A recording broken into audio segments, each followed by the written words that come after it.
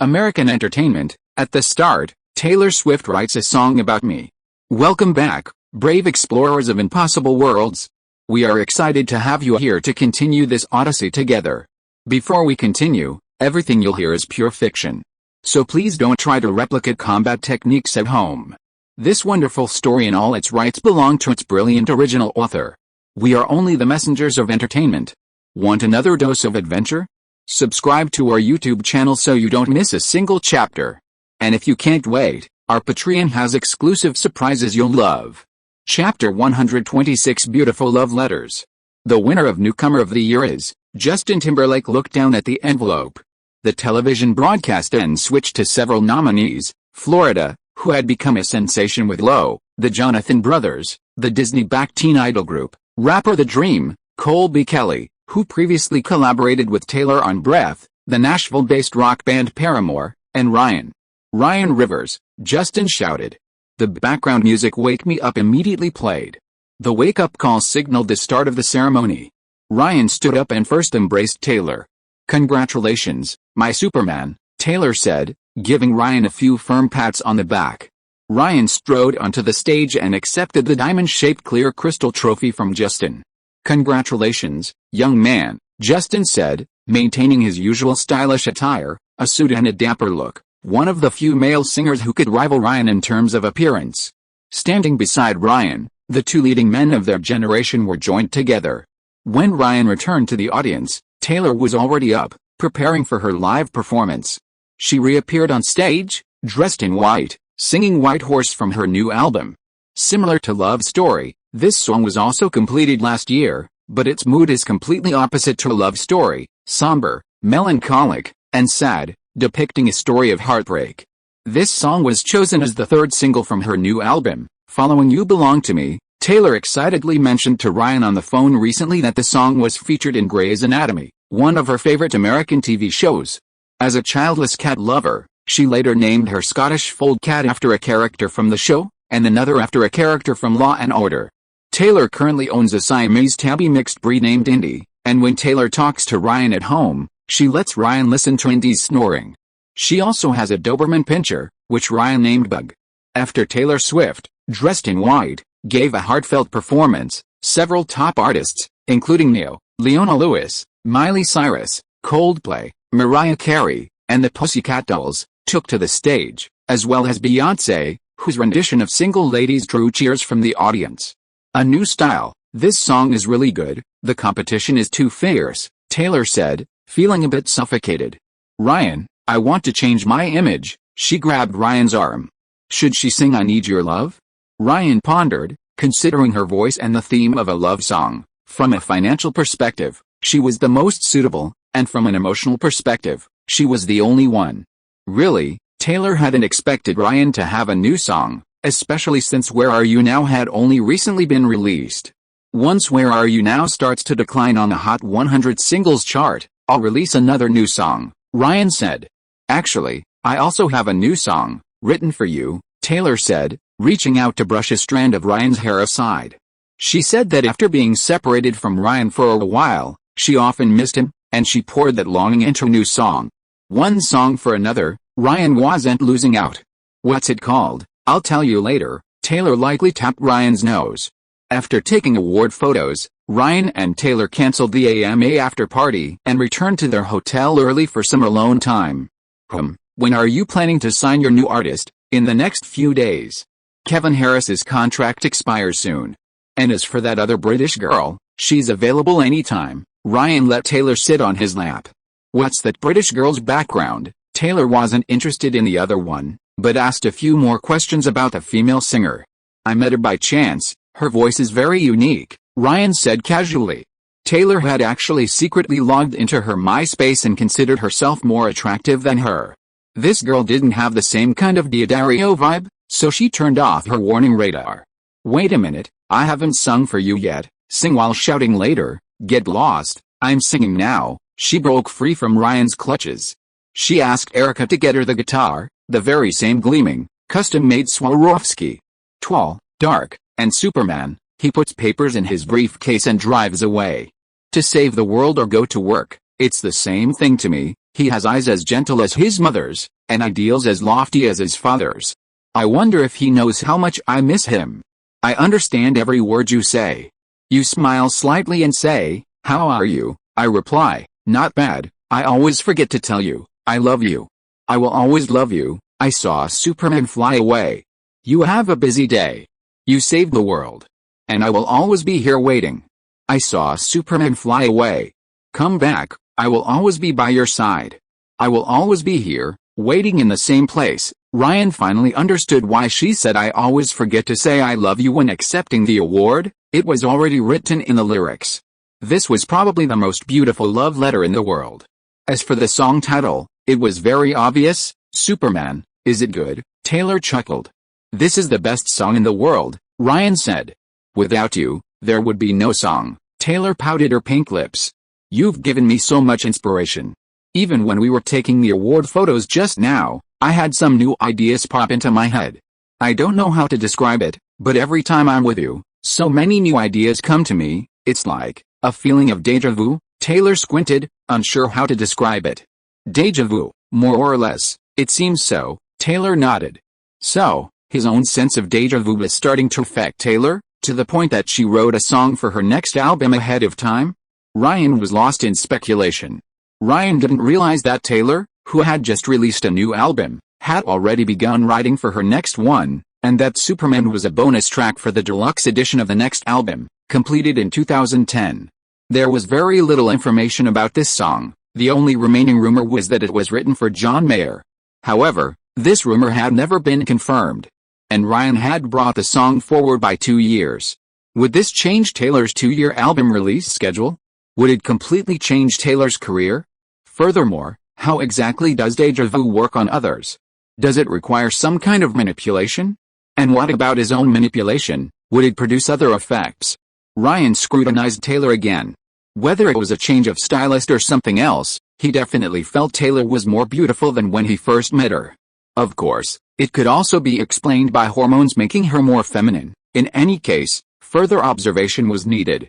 Countless thoughts flashed through his mind, but unable to confirm them quickly, Ryan stopped speculating. He turned on his computer and logged into the fan forum. The forum was now flooded with posts discussing his recent live performance. The music discussion section was already overflowing with screenshots of purchases. These fans weren't buying songs one by one, but hundreds, even thousands. But one person, 3, bought 10,000 copies. Buying more copies was pointless, it was purely to support Ryan. Not only did 3 buy them, but 3 also sent an extra 10,000 yuan via bank transfer, leaving a message, "The new song is good, keep it up." Luckily, she only said the song was good, Taylor said, somewhat relieved after seeing this. You think you can buy me off with this little bit of money? Besides, she's just showing her support, Ryan chuckled. Sexual fans supporting you? I don't believe it, Taylor shook her head. Only same-sex fans would support you purely. Scott even suggested I go for a slightly sexier style, but I refused. Once you've got opposite-sex fans on the table, you can't take them off the table, you'll only become more and more accommodating. Such a good thing? Ryan was indifferent. As for Taylor, she specialized in targeting female audiences and never sold revealing sex appeal. Combined with the style of her songs, her core audience was always female. Taylor casually opened the chat room and saw that 4444 was spamming again, clamoring for a short code ID. Fine, I'll give her one. Ryan thought it was better to have one more friend than one less. Besides, the girl was really pretty, and not as promiscuous as her. Taylor had been in the industry for almost 20 years, and the 12 oceans she had accumulated, the previous 13 included Carly Kloss, which was a mistake, was only her annual output. Above Paris, there was an even more terrifying Lindsay Lohan. Ryan directly sent the 2 short ID activation codes to Paris, only to find her still spamming. I've been tricked. Ryan then realized that the spamming was actually done by a bot it's already sent. I can't ask for it back. I'll see if I can get anyone else to join. Taylor remembered that she still had 10 activation codes and decided to send them to a few friends. Chapter 127. This celebrity is excessively self-disciplined. 41. No photo uploaded. I've heard so much about this forum. 4444, 7.1 points. At Ryan, 22,222, 7.3. A new shortcode has appeared. State your name. 13. 8.7. She's my friend. 5854. 8.1. You want to watch the live stream too. 13. 41. Is there really a live stream? 13. Stop kidding. Selena. 3111. No photo uploaded. Selena Gomez. 15. Tall girl. 8.9. It's getting more and more lively. Why is there a number after everyone's ID? Taylor was surprised to find that everyone on Ryan's page had an extra score, while her own page was still the same as before. Didn't we hold a hot girl contest before, encouraging fans to upload selfies? I had Veronica connect the back-end scores, Ryan said. I didn't upload any photos. And why is my score so low? Who is this 15? Why is her score higher than mine? Taylor complained. You know, men's and women's aesthetics are different. Most of the people judging right now are probably male users, Ryan patiently explained. Men, you know, their needs are simple: waist, legs, well, they have to have at least 115. Might have uploaded photos that are a bit sexier, but that doesn't mean she's prettier than you, Ryan continued. After Ryan's explanation, Taylor felt much better. Ryan deliberately posted the rating link in places where male users were active, so the selected women were naturally the hottest girls in men's eyes, more in line with Ryan's actual needs. Moreover, as time goes on, the number of judges will increase, and your score might even rise, Ryan concluded. At this moment, 16 Olsen sent Ryan a private message. 16. The Stray series is now available in all the Row stores and will officially go on sale tomorrow. The Row is the Olsen sisters' high-end brand, and Stray, at their suggestion, also follows a high-end route, with an average price exceeding 4 figures. For Ryan, the fashion line hadn't cost a penny. He received a commission on every item sold, a guaranteed profit. I'm going to take a shower. Taylor suddenly stood up. Remember to wash your butt clean, Ryan casually remarked while chatting with Olsen. Or you can wash it for me, Taylor said, twirling a strand of hair, a smirk playing on her lips.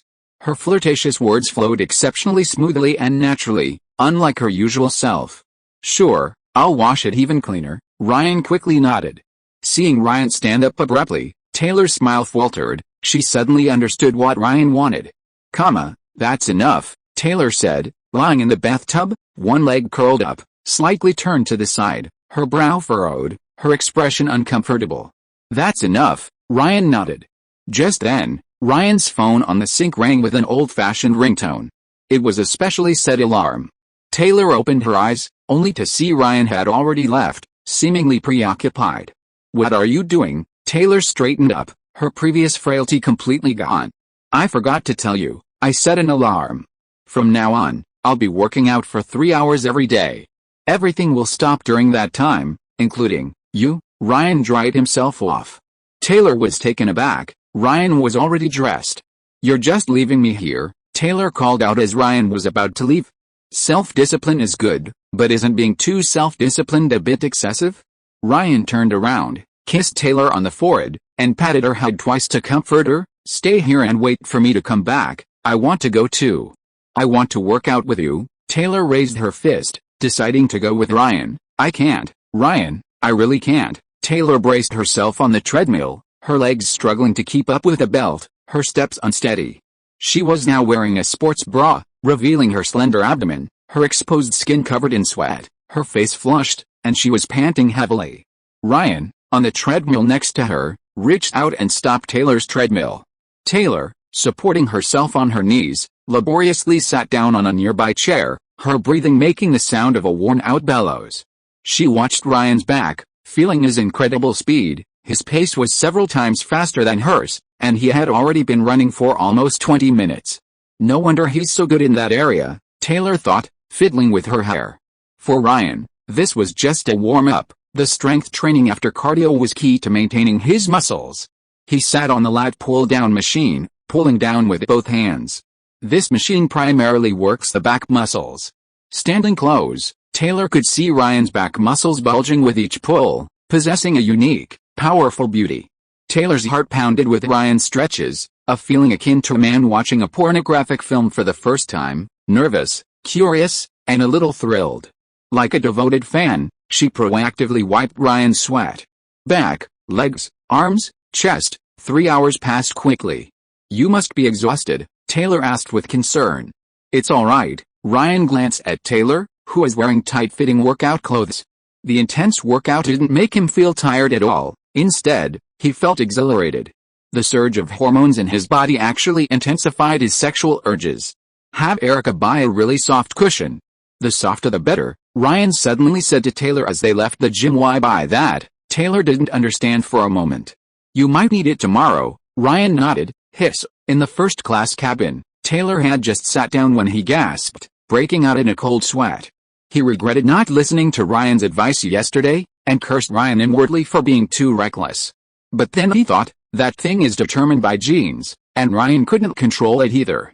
Next time, I'll buy more baby oil, Taylor muttered to himself, leaning forward, only sitting on the edge of the wide, thick airline seat. At the same time, Ryan also boarded the return flight. He and Taylor had different destinations, so they couldn't fly on the same plane. Upon landing, Ryan received news that Ellie Goulding and her current boyfriend were already waiting for him in the record company's office. The nightclub had now firmly established itself, with a stable customer flow. On average, it saw 2,500 people at peak times each day, with an average daily customer flow of 3,500 to 4,000, and daily revenue easily exceeding 400,000 yuan, most of which came from ticket sales. Calling it making a fortune wouldn't be an exaggeration. Before opening, Ryan thought the space was too big, but now he felt it was too small. If the venue could be expanded, the revenue could increase even further. The stable cash flow also quickly filled Ryan's pockets, and the second phase of construction, including the record company and the renovation of the remaining private rooms, had already begun. As for the expansion plan, the property rights of the abandoned church were held by an asset management company, and Ryan had already sent someone to contact them. 15 years?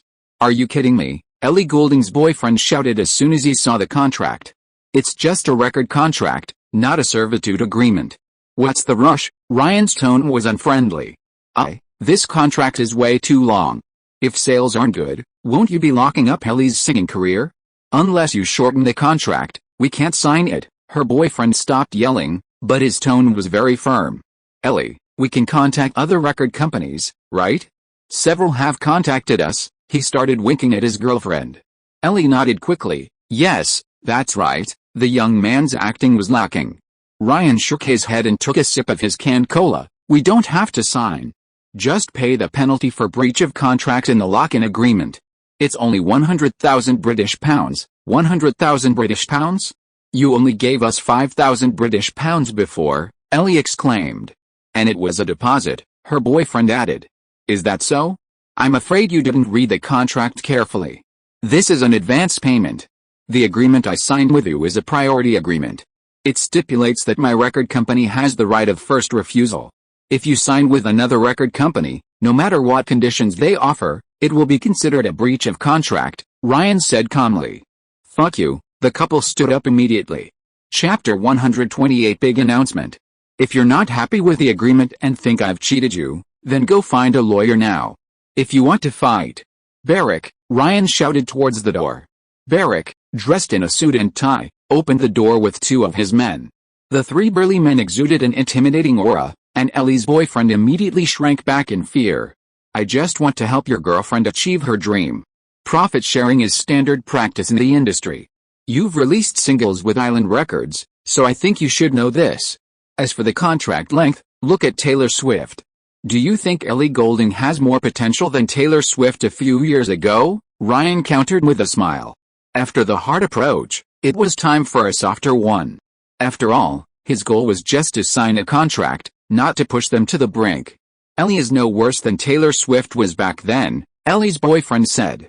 Do you even believe that yourself? Ryan scoffed. Ellie's boyfriend was speechless.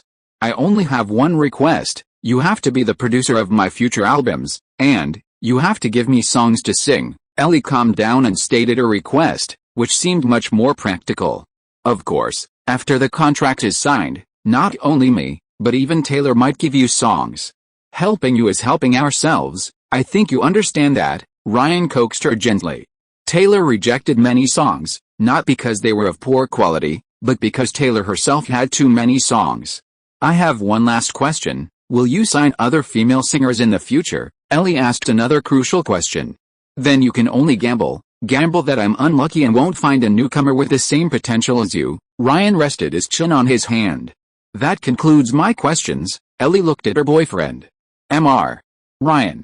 I was a bit impulsive just now. I apologize. Her boyfriend smiled again, seemingly lost in thought. Actually, I'm also a DJ.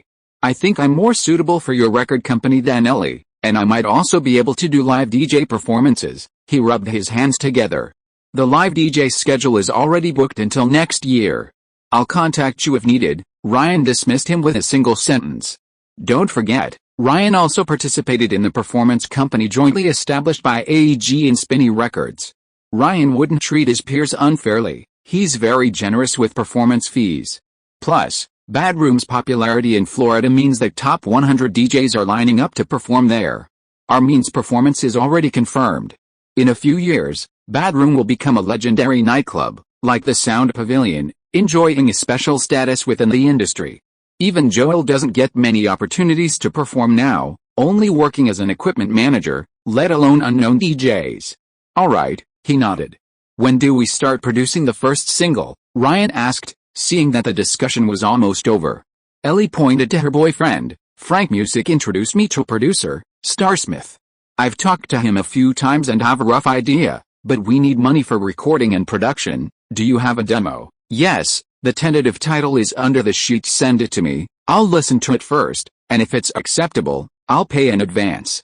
Where do you plan to record it? London. Okay. Ryan had his men take the two to complete the signing. As for Kevin Harris, although his contract was still a month away, he had already started working on his new song.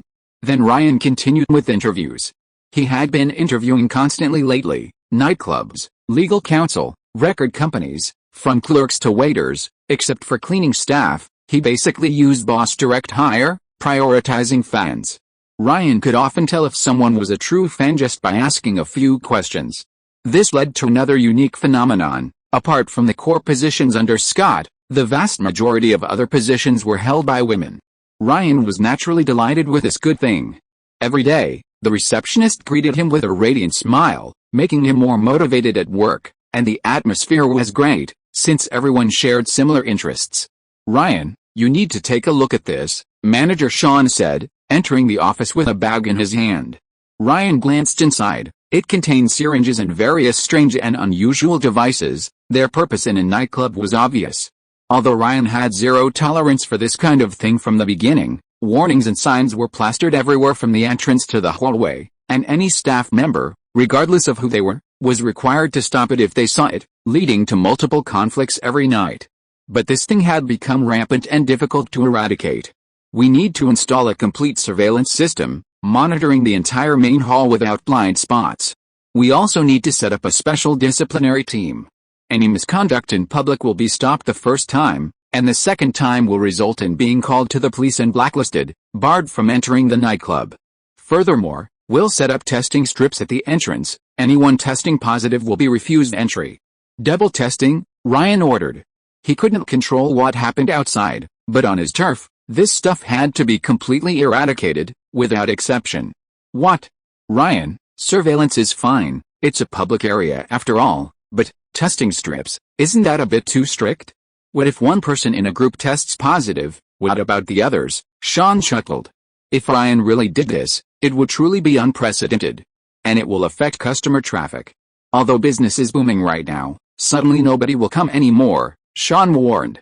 No, it's not just booming, it's too booming. Ryan shook his head. We're not short of customers, we have too many. Filtering out the bad ones will ease the pressure on our staff. I understand, I'll do as you say. Sean nodded, picked up the plastic bag, and left the office. Then Ryan received a call from Terry. Ryan, the set construction has started, and the crew is almost ready. Everyone's asking when we'll start filming, Terry said. She and Julie had been busy with this project, and Ryan, aside from contributing the script, had been completely hands-off. How many more days until the set construction is complete? At the fastest, 5 days, at the slowest, next week. So, we need to start casting now, Ryan sighed. That's right. Julie said there's an industry conference shortly after the Christmas holidays. Advertisers, TV stations, and production companies will all be attending. We need to film the pilot episode before then, so we don't have much time, I understand. Speaking of casting, Ryan pondered. You're the investor, the creator, so it's still your decision-making power. Julie and I only have the right to advise, not decide, Tracy said. That's certainly true, Ryan smiled. If you can confirm the time, I'll have Julie spread the word. She knows a lot of agents. This week, see you in Los Angeles then. No problem. Ryan had just put down his phone when another call came in. Ryan picked it up and was slightly surprised. Big star, I have a big offer, are you interested? Ryan's agent in the modeling industry, Faith, the manager of Next Models, had her cheerful voice coming from the other end of the phone. Just to clarify, it's mainly for songs. If you are listening to this novel on a channel other than Fanfic World, it means it was downloaded and re-uploaded without effort. We warmly invite you to visit our channel, Fanfic World. There you will find the original version of this story and many other novels of various genres. We look forward to seeing you dive into a world of incredible novels. Chapter 129 The New Agent. A magazine announcement, Ryan thought for a moment, vaguely guessing what she meant. That's right. An interview, a photoshoot, and a cover. You need your own cover, Faith said on the other end of the phone. Britney Spears had recently graced the cover of Rolling Stone magazine, not only to promote her new album but also to address a series of controversies from the previous year. Divorce from her ex-husband, loss of custody, a self-destructive act involving shaving her head, admissions to rehab, a VMA's accident, a mental health evaluation, her father gaining custody, and a career slump. She encountered almost every kind of misfortune possible last year, and this year she's making a comeback with her new album, Circus. Robert Downey Jr. also made a comeback with Iron Man, appearing on the cover of Entertainment Weekly. Entertainment Weekly later featured another high-profile young couple, Kristen Stewart and Robert Pattinson, while Heath Ledger graced the cover of Empire's 2008 special issue. Robert Downey discussed his career reboot, while Kristen Stewart and Robert were caught off guard by the cultural phenomenon generated by Twilight. Kristen felt somewhat uncomfortable being in the spotlight and wanted to keep a low profile, her rebellious nature already showing. Robert bluntly stated that he wasn't that handsome, and he probably didn't know Kristen's true sexual orientation at this point. However, both remained hopeful for the sequel. As for Beyoncé, Angelina Jolie, and Madonna, they graced the covers of Vogue, Vanity Fair, and Elle, respectively. Taylor Swift is another notable figure, having appeared in at least 5 magazines this year, with Billboard and Rolling Stone scheduled for the end of the year. Ryan, of course, couldn't be overlooked. I know the deputy editor of GQ, and he talked to me about you, saying he really hopes you can be on the cover. He even asked Annie Leibovitz, and the photographer said she'd be happy to take your portrait if you'd like, Faith continued. Annie Leibovitz's photos are far more famous than her name. 5 hours before John Lennon's assassination, she took that intimate photo of Lennon and Yoko Ono, lying on a carpet, Lennon naked and embracing Ono like a child, the most iconic cover for Rolling Stone. However, she's had some bad luck in the last 2 years, with several of her photoshoots embroiled in controversy. From having the Queen remove her crown to having the deputy goat pose like King Kong, to having Miley Cyrus pose nude, all in pursuit of artistic goals. So, how is she planning to photograph me? How would I know? You haven't agreed yet, or do you need to talk to her first before deciding? I agreed. When do we start shooting? With a GQ cover and a photography heavyweight like Annie Leibovitz, Ryan had no reason to refuse. More than controversy, he feared the absence of controversy. Okay, that's it. Don't be shy. Just like a DJ performance, stay focused, be perfect, lift your head slightly. In a small nightclub in New York that had been temporarily requisitioned as a shooting location, Annie Leibovitz kept giving Ryan instructions and encouragement, her MeiRZ67 camera constantly pressing the shutter. The default wallpaper of blue sky, white clouds, and green grass for Microsoft XP was taken with this camera. Only a small number of core staff were present, all other unimportant people were cleared out. Ryan was standing in front of the DJ booth, making the same movements as in his previous performances, the only difference being, he was completely naked. Annie Leibovitz was good at adding nudity to her photos, and Ryan was no exception. However, he was actually very suitable for this style of photography because of his great physique. Through the stage lights, Ryan streamlined, Muscular body was visible, especially his abdominal muscles.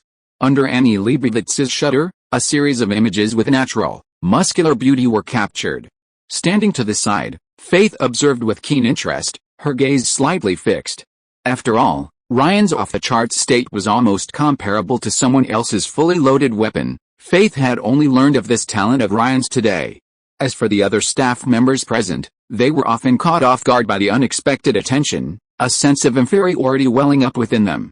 Even Annie Leibovitz, a veteran of decades of nude photography, raised an eyebrow behind her glasses upon first seeing it. This was already the second scene of the shoot. The first was at the Metropolitan Museum of Art, where Ryan stood alongside Renaissance sculptures, striking a pose reminiscent of the JoJo's Bizarre Adventure series. Annie Leibovitz's photo series was titled Classical and Modern, with Ryan, as the model, traversing time and space, allowing the modern and classical to intersect. I should have known better than to let you go. Faith approached Ryan after the shoot, by which time the staff had already draped a robe over him. Neither male nor female models were always naked during breaks in the shoot. Ryan had ended his modeling career under her management, and looking back, Faith felt it might have been the biggest mistake of her life. But we can still work together, Ryan nodded. You're right, Faith immediately agreed, continuing Ryan's line of thought. Next has a lot of resources in the fashion industry. I think you know that very well. I have many job opportunities waiting for you. Judging from her tone, this GQ cover shoot and interview was just the beginning. Ryan focused more on online media, paying little attention to traditional media. You mean runway shows? Isn't Karlie Kloss busy enough for you? Ryan chuckled. He had no intention of going back to his old profession. He didn't care about those opportunities now. As for Karlie Kloss, Ryan had heard bits and pieces about her and knew she was gaining momentum. Not just modeling. Don't you want to work with big brands? Attend various high-end shows? You have your own clothing line now. You need these occasions to maintain your fashionable persona, Faith said. This reminded Ryan, you want to be my agent? Faith nodded with a smile. I actually contacted GQ for you. It's a little something for you. GQ, along with Vogue, Vanity Fair, and The New Yorker, all belong to the same parent company, Condé Nast. As for DJ Magazine, its circulation is a fraction of these magazines. Similar media groups include Hearst, Meredith, Time Group, News Corporation, and Bloomberg Media Group. They are not only trumpeters but also wield significant influence. For example, the media representatives in the selection committees for the Oscars, Grammys, Tonys, and Emmys are editors from these media groups. Another example, of the more than 100 game media outlets that will be involved in the future TGA Awards, American media alone will occupy more than 40 seats. And British media will have over a dozen. These two combined will have more than half the voting power. Chinese media, on the other hand, will only have 4 seats. With influence, good can turn bad, and black can turn white. Regardless, Faith had connections in traditional media and the fashion industry, something Ryan currently lacked. But she wasn't Ryan's only option. He was now in control, and he decided to test Faith's mettle. We can try it out first. If you can deliver something that satisfies me, I might agree. Faith smiled and said, this time, you can take advantage of me. This sounded a bit strange, just like he remembered, she was still so unreliable. By the way, what's the situation between you and Terry? I haven't properly asked you yet. She tilted her head and then asked again. She had mentioned this when Ryan called. Speaking of which, she and Terry were about the same age. A normal relationship, Ryan said. Speaking of which, after the interview, he was immediately heading to Los Angeles for an acting audition. Hearing Ryan's plans, Faith narrowed her eyes. Filming a TV series? Terry's idea, my idea, your idea? Aren't you a singer? These two things aren't really related. Faith was completely puzzled. Actually, there's a connection. Many singers also dabble in film, mostly in cameo roles. Those who truly achieve success in both pop music and film can be counted on one hand. For example, Will Smith, Cher, and Justin Timberlake, all singers who entered the film industry as actors. Screenwriter, scriptwriter? Am I mistaken? Or do you have too much money to burn? Faith thought it was completely impossible. Not only her, but even Taylor and Terry, who were closer to Ryan, couldn't understand it. They initially thought Ryan had lost his mind, but after reading the script Ryan dictated, they thought it was at least quite interesting and worth a try. Do you know any actresses? Ryan asked casually. I know a few. It depends on what type you need and how much the budget is for the actors, Faith shrugged. Chapter 130, Studio 25. She needs to fit the traditional blonde beauty look, be able to do comedy, and be pretty enough. Amber Heard, you must be looking for her. She perfectly fits your needs, blonde, stunning, and just finished filming the comedy Carrot Express, where she plays a somewhat mischievous high school girl. Faith immediately thought of a name. Amber's comedic talent was on full display years later in the courtroom scene, especially when she saw the excrement publicly displayed on the bed. The fleeting surprise on her face, the instantaneous change in expression to feigned seriousness, and finally, the furrowed brow and exaggerated pain and grievance. My dog stepped on a bee. Faith recommended a few more candidates to Ryan. You know quite a few actresses, just acquaintances. I bumped into Amber at a Dior fashion event this year. Did this person seem a little off? She's much more normal than you, at least she seems so. If possible, get them all to audition, Ryan said. He was prepared to cast a wide net, only then could he choose the actress who best fit the image of Caroline in his mind. As for the other Max, even though Daddario's eyes might lack a bit of spirit, Ryan was still prepared to choose her. As his former assistant, she had at least put in the effort, even if she hadn't done anything particularly outstanding. She was previously unknown and had to rely on herself. In other words, Ryan could control her more easily.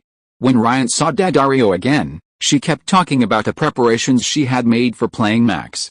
She referenced the quick-witted language style and faster speaking speed of last year's hot comedian Amy Schumer, as well as Courtney Cox from Friends and Sarah Parker from Sex and the City. It was clear she was working hard, not wanting to waste even a single ounce of Ryan's intellectual brilliance. I've moved all my luggage over. The house is very close to Bainburg High School, the bed is very spacious and soft, and the kitchen has everything.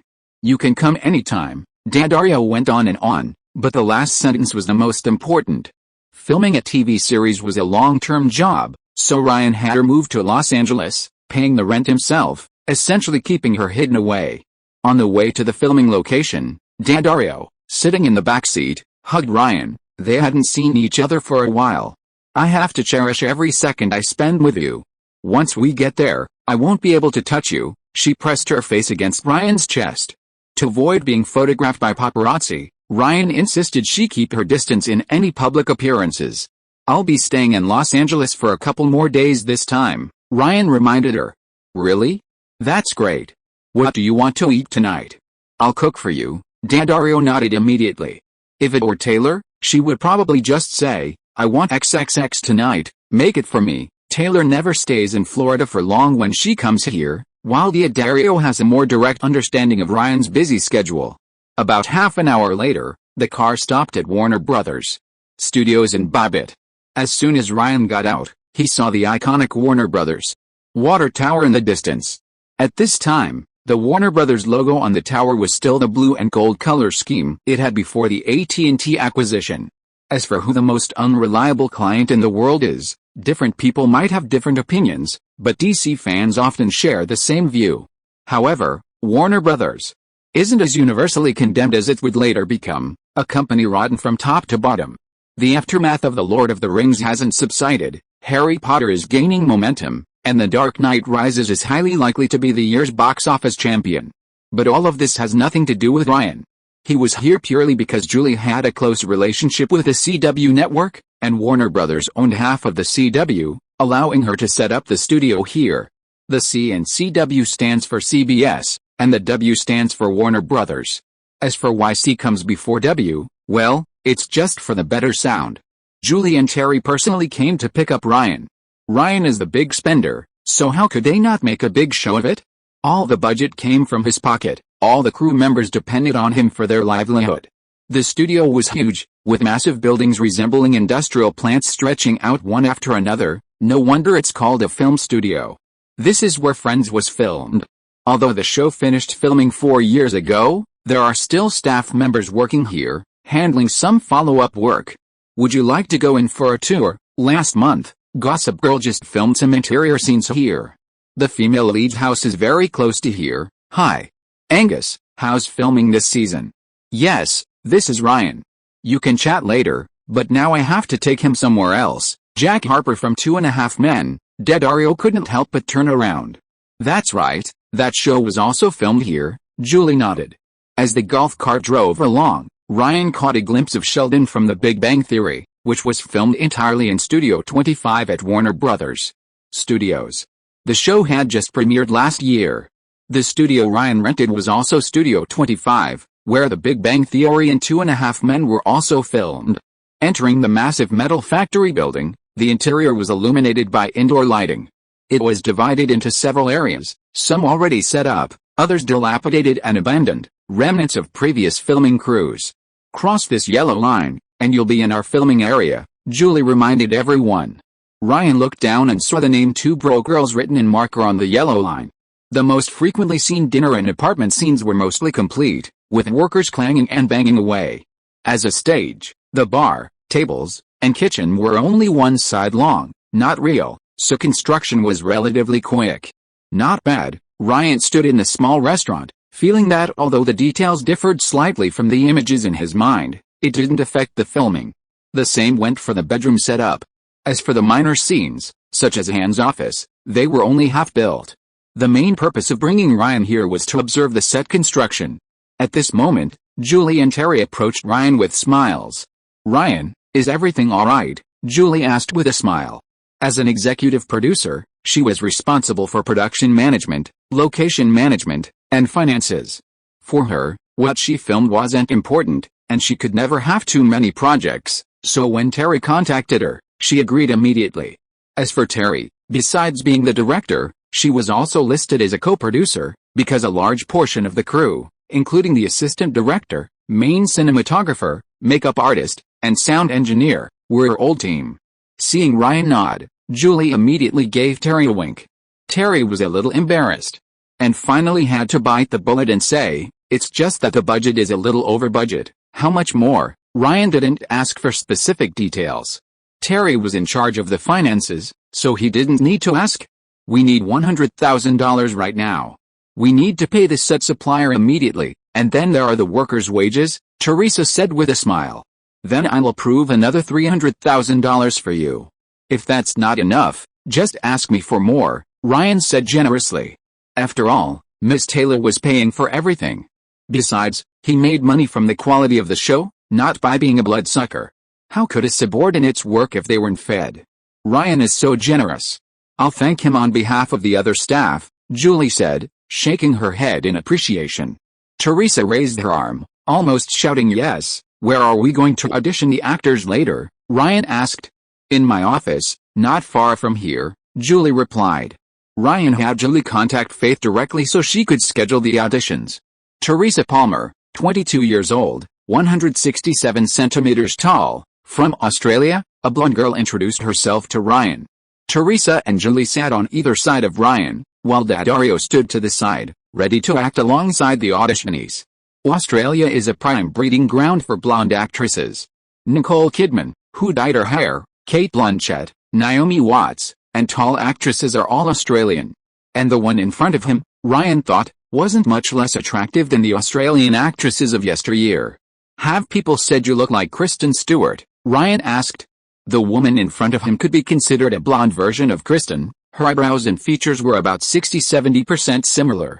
Ryan thought her nose was even more beautiful than Kristen's.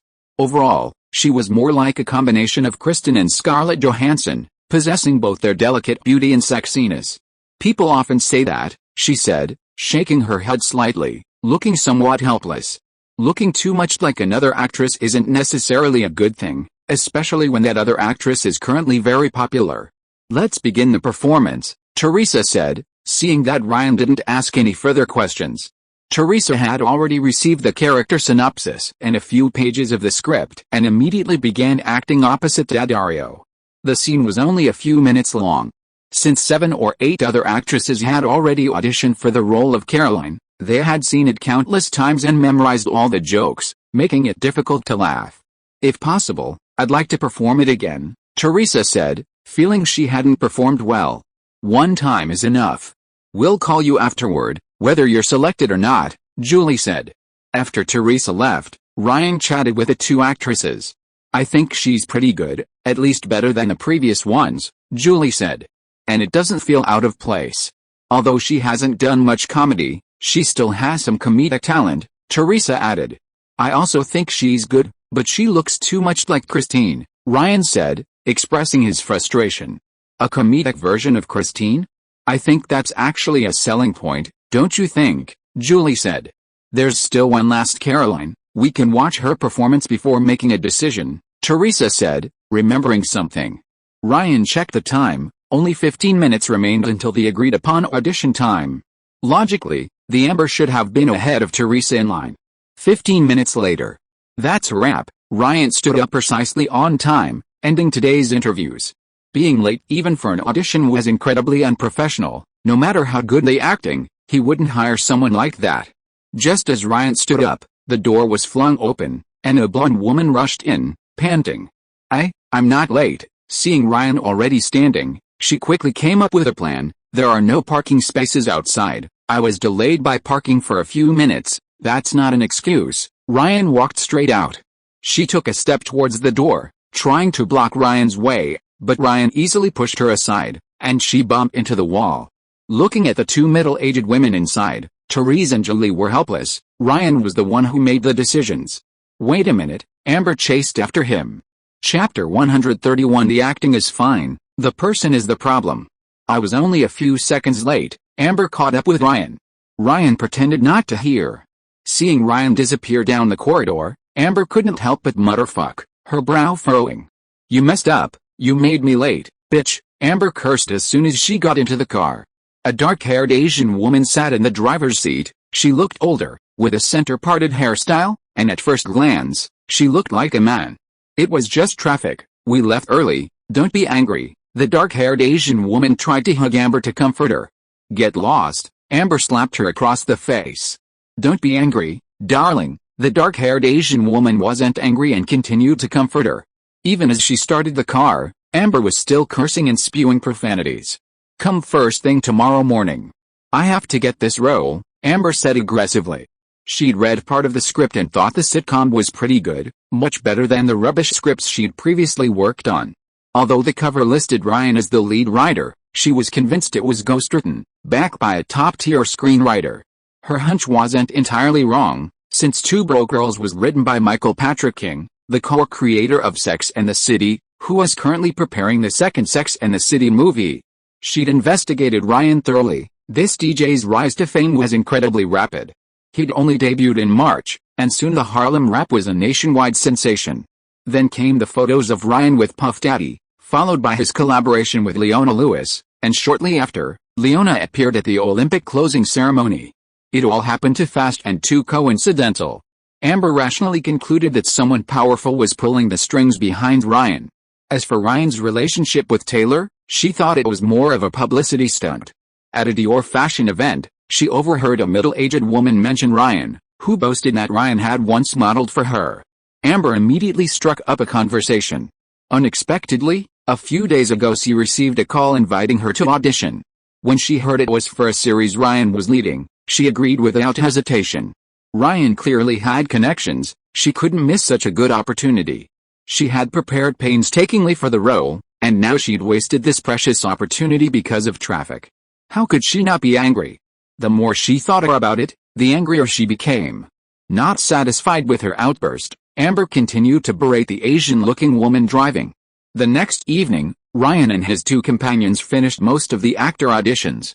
The one who was late yesterday is still waiting outside, Julie reminded them. She arrived early this morning and has been waiting outside ever since, without even having lunch, Therese added. What business is it of mine if she doesn't eat? Ryan thought to himself. Should we give her another chance? Julie tentatively suggested. Seeing that Ryan didn't refuse, she called Amber in. Amber Venry, from Texas, 172 centimeters tall, 22 years old, she said, giving a Dutch surname. Your file says your surname is Hilda. Julie looked down at the file. A newly acquired surname, from my girlfriend, Amber said, glancing at Ryan. Compared to Daddario, her eyes were much brighter and more expressive, and coupled with her stunningly beautiful face, most men would probably succumb. Being unmarried and having a surname? This was the first time Ryan had heard of this rule, which undoubtedly opened a new world for him. Therese had to begin to perform. She was still acting alongside Dario, and it was clear she had put in a lot of effort. Through her expressions and movements, she perfectly captured Caroline's spoiled, wealthy upbringing, with a touch of affected affectation. This seemed to be her strength, quite comedic. Objectively speaking, the effect was better than Teresa Palmer's performance yesterday. After the normal audition time was over, Julie had her perform a few more scenes.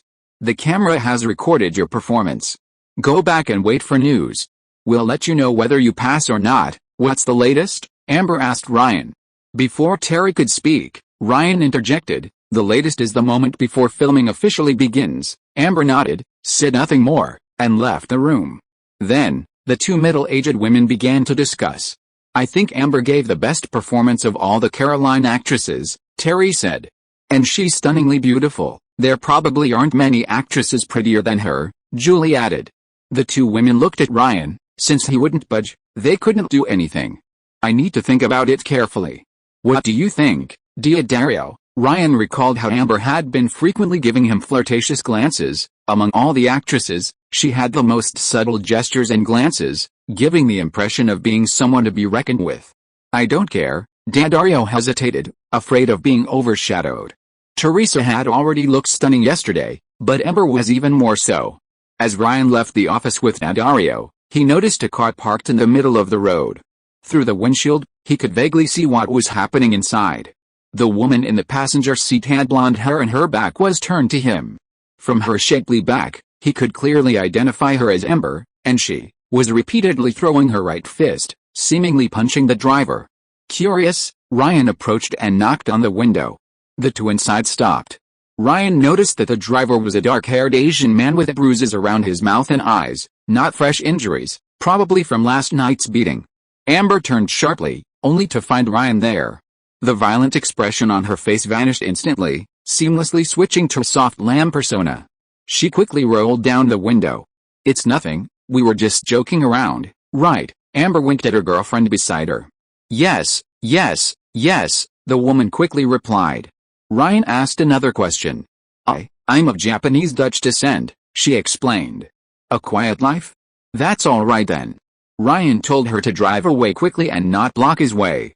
This woman is suspicious, Dario said immediately after watching the car leave. Ryan nodded. Her acting was fine, even a bit better than expected, but the person was problematic. Casting her as the lead actress, who knew what kind of trouble she'd cause later? Teresa or Amber? For a moment, Ryan was caught in a dilemma. Just then, he received a call from Sean, the nightclub manager. He said that due to the double testing, the nightclub entrance was very chaotic, and many people were blocked outside even with tickets, so they were just blocking the entrance. It's just the beginning, this is normal. Continue to stick to the rules, don't let even one in, Ryan reassured him, University of Florida. Inside the dormitory, Paul and several friends were sitting around a computer. The screen displaying two selfies of women on either side. The one on the left looks better, his friends chose the left one. Paul clicked on the photo on the left. Still the left one, the crowd behind him said again. The right one isn't bad either, right? Paul hesitated for a moment, but still chose to follow the crowd. The right one. Fuck, this one is amazing. This time everyone unanimously agreed on the right one, and their voices were much louder than before. Isn't that woman that female celebrity? What's her name again? Paul leaned closer to take a look. Her name is Amber, someone behind him said. She uploaded the photo herself? She has an account too, Paul chuckled. Ryan was eating way too well. Paul, you said last time that you could get an activation code? How is it going? Someone behind him asked. I still have to wait a bit longer, Paul smiled. The activation codes for this forum were in high demand right now. Women were fighting over them, and men were even more desperate, because the majority of the forum members were women, and there were many beautiful women. Everyone wanted to go in and see what was going on. Although there were spies in the forum who would post screenshots, and someone had even created a mirror website, the mirror website was quickly blocked, which made everyone even more eager. Paul had asked Ryan before, but he said it was for women only. Paul couldn't bring himself to ask. I'm back. When are we heading to the bedroom? Someone came in at that moment. They had actually been waiting for him and were bored, so they opened a rating website. Let's go now, Paul stood up. Soon after, Paul and his group arrived at the nightclub entrance. Compared to their initial disarray, Paul was now somewhat familiar with the place. He had already brought several groups of classmates here. What's going on? Paul noticed the unusually large congestion at the entrance and realized something was wrong. There had been many people before, but not this much. Most people were stuck outside. Upon closer inspection, he discovered that everyone had to wait in a long, winding line for a saliva test before entering. Those who tested positive would have to undergo a second urine test. Although the results only took a few minutes, it greatly slowed down the entry process. "What's going on? Are you crazy?" one of his friends complained. Hey, what are you saying?" Paul glared at the person. "Paul, aren't you Ryan's classmate? You know the security here, so lead us in through the back door," someone suggested. "Go in my ass, just do the testing." "I'm not going." One of the classmates who had been slacking off today was considering backing out. "If you're not going, then go home," Paul nodded. It was a good opportunity to distance himself from these guys. He wholeheartedly supported Ryan's strategy. Chapter 132 Ryan, let me have your baby. "Ryan, it hurts," Daddario cried, his face contorted in pain. He couldn't lie flat at the moment, only nestled on his side in Ryan's arms. Ryan had finished his workout, cooked a meal, and tidied up Daddario's backyard, plowing, turning the soil, watering, and so on. Ryan, on the other hand, lay flat on the bed, his laptop on his lap, the screen displaying the latest Billboard Hot 100 chart. Beyoncé's Single Ladies had already reached #1, and Ryan's Where Are You Now was #2. Two songs debuting in the top 2 within a single week was extremely rare this year, but it would become increasingly common in the coming years. Furthermore, Beyoncé's other new song, If I Were a Boy, also debuted at #4. Lady Gaga's Just Dance, which had been hovering around #40 when Ryan last checked the charts, had climbed to #6, achieving its best results so far. The song had been on the charts for 17 weeks, it should have already disappeared from the charts, yet it kept rising against the odds. Had she really managed to pull it off? Ryan felt a chill. Recommending her was one thing, but if Lady Gaga really rose to fame, it would inevitably impact Ryan's own career, given their shared electronic music style. Moreover, Lady Gaga had Jimmy Liao backing her, a powerful figure. Once she gained momentum, she would receive a flood of media resources, potentially becoming the next superstar. Meanwhile, Taylor Swift's love story, squeezed by Beyoncé and Lady Gaga, had fallen to the lucky 13th spot, just above Kanye West's new song Love Lockdown. Ryan had initially thought it would stay in the top 10 until the end of the year, but the decline had been much faster. Bad news also came from Elizabeth Olsen's side. Ryan, Stray Collection's first-day sales didn't exceed 4 figures. How much exactly? Less than 400. Although the high-end positioning resulted in unusually high prices, the first-day sales of just over 300 pieces were far below Ryan's expectations. It's worth noting that in her GQ interview, Ryan had specifically mentioned her clothing line, dedicating considerable space to it. Ryan has a huge female fan base, but this time he's selling menswear, and his appeal to young men isn't as strong. Ryan observed the online comments and found some male users saying he'd abandoned traditional electronic music and become a mere chart-topping pop star, lacking authenticity. Others said the clothes were ugly, and some even called him effeminate. He recalled his early days as a muscular hunk, with a ton of male fans flooding his MySpace page with comments. Ryan noticed the sentiment had been growing since the release of Where Are You Now. Meanwhile, female fans on forums were ecstatic. Having previously focused more on female fans, it was time to do something men would enjoy. He first called the nightclub manager, Sean, and mentioned his idea. "If you can get in touch and they're willing to come, that would be ideal, and it would definitely attract a lot of potential male customers," Sean replied. "Then it's decided. As for the person, I'll contact them." Ryan quickly hung up and then called Mary. "It's so late, I hope I haven't bothered you?" Ryan asked. "Of course not, my phone is on 24/7, Mary replied gently and kindly. "Then could you help me find some?" Ryan asked.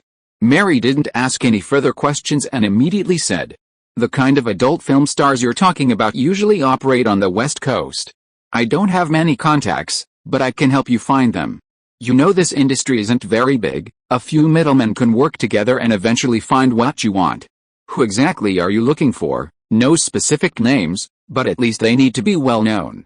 How much do these kinds of people usually charge for an appearance? For one night, the highest wouldn't exceed $5,000. Too expensive, after all, they have some fame. If it's too cheap, they might get exhausted, Mary said sincerely. I need a lot of people. It depends on the results. If it works out, we could even work together long term. And I have plenty of wealthy people around me.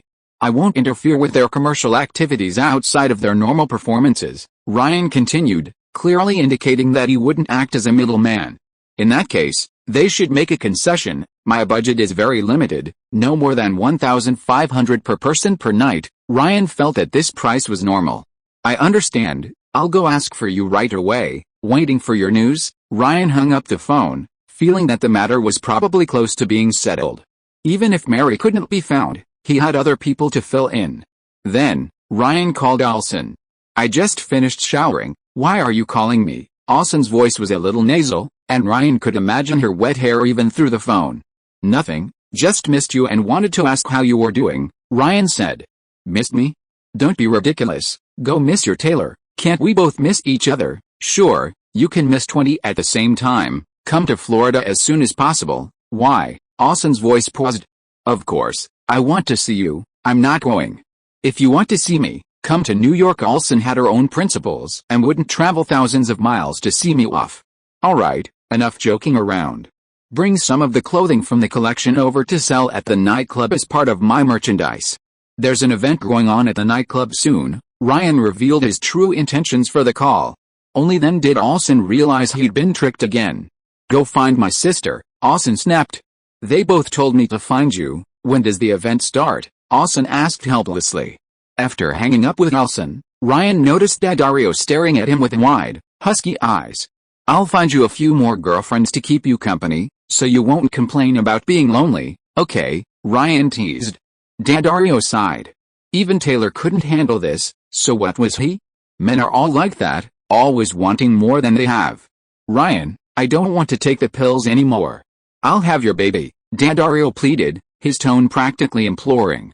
When a young 22-year-old woman, at the peak of her career, says this, it proves she genuinely wants a long-term relationship with this man.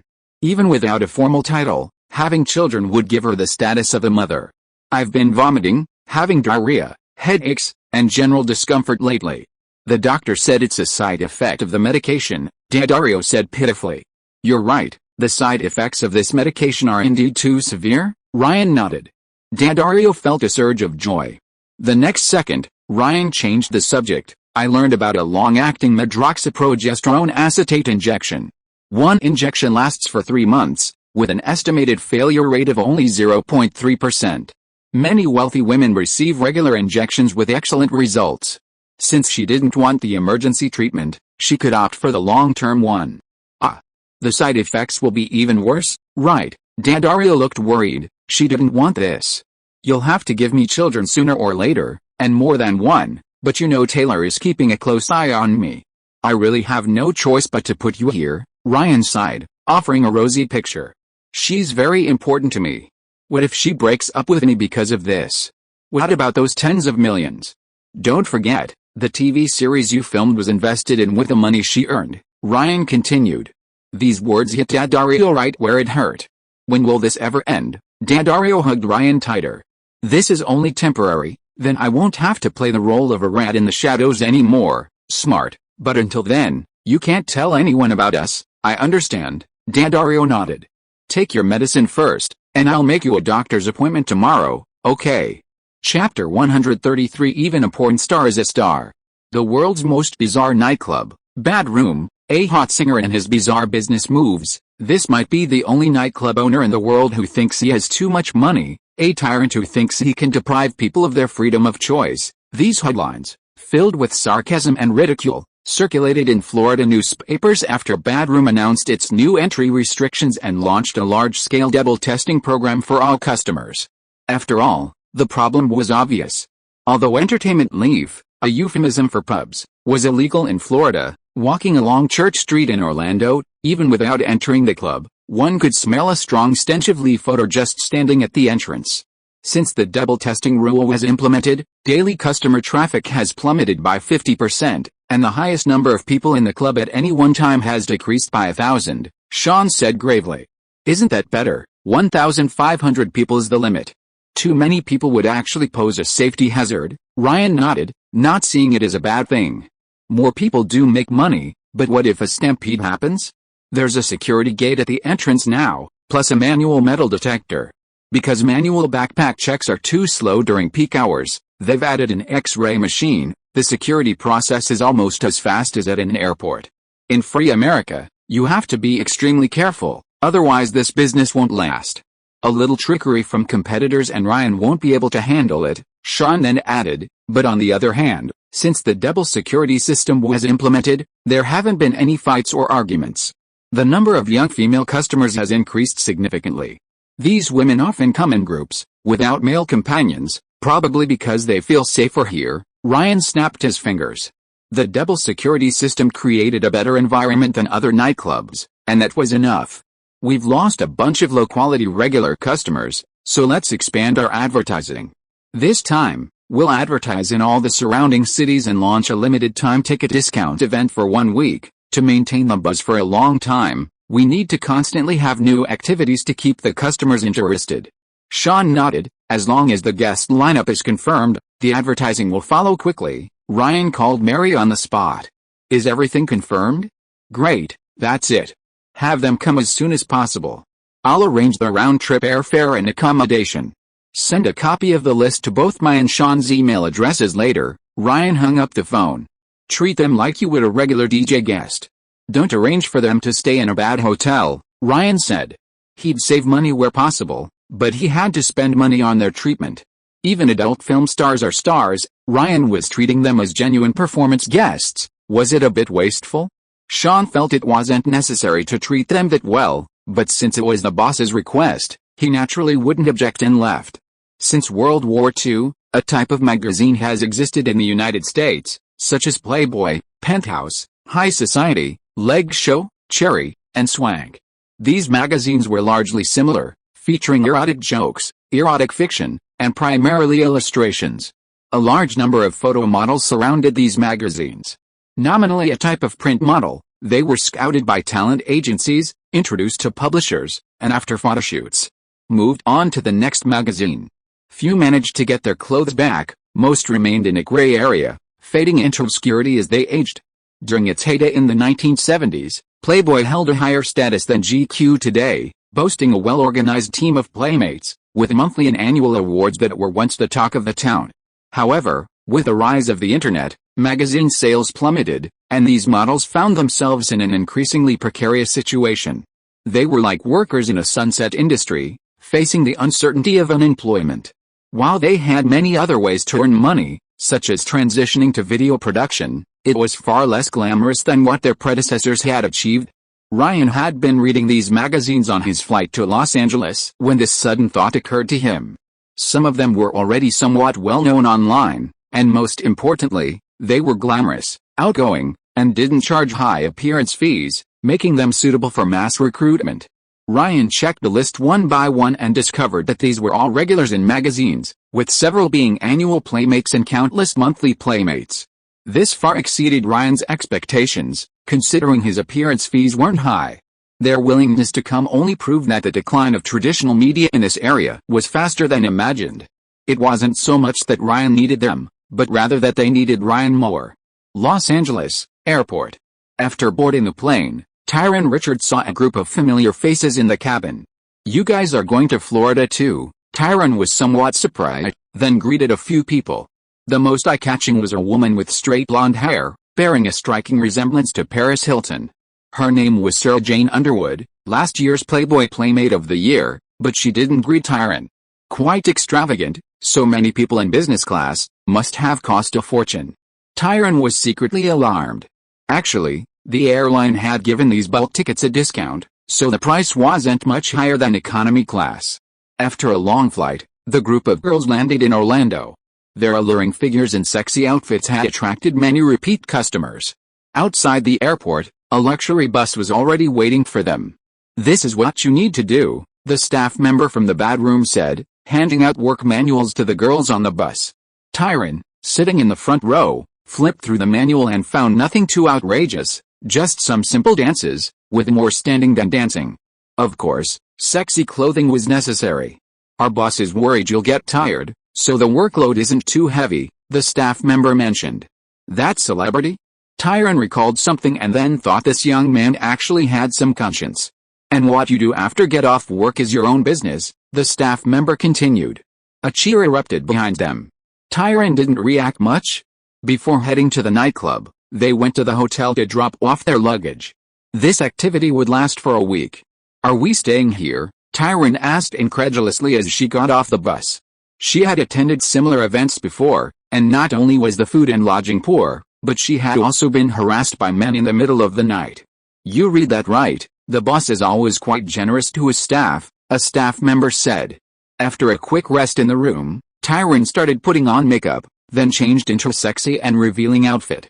Finally putting on a jacket and 15-centimeter high heels. Once everything was ready, she headed downstairs to the meeting point.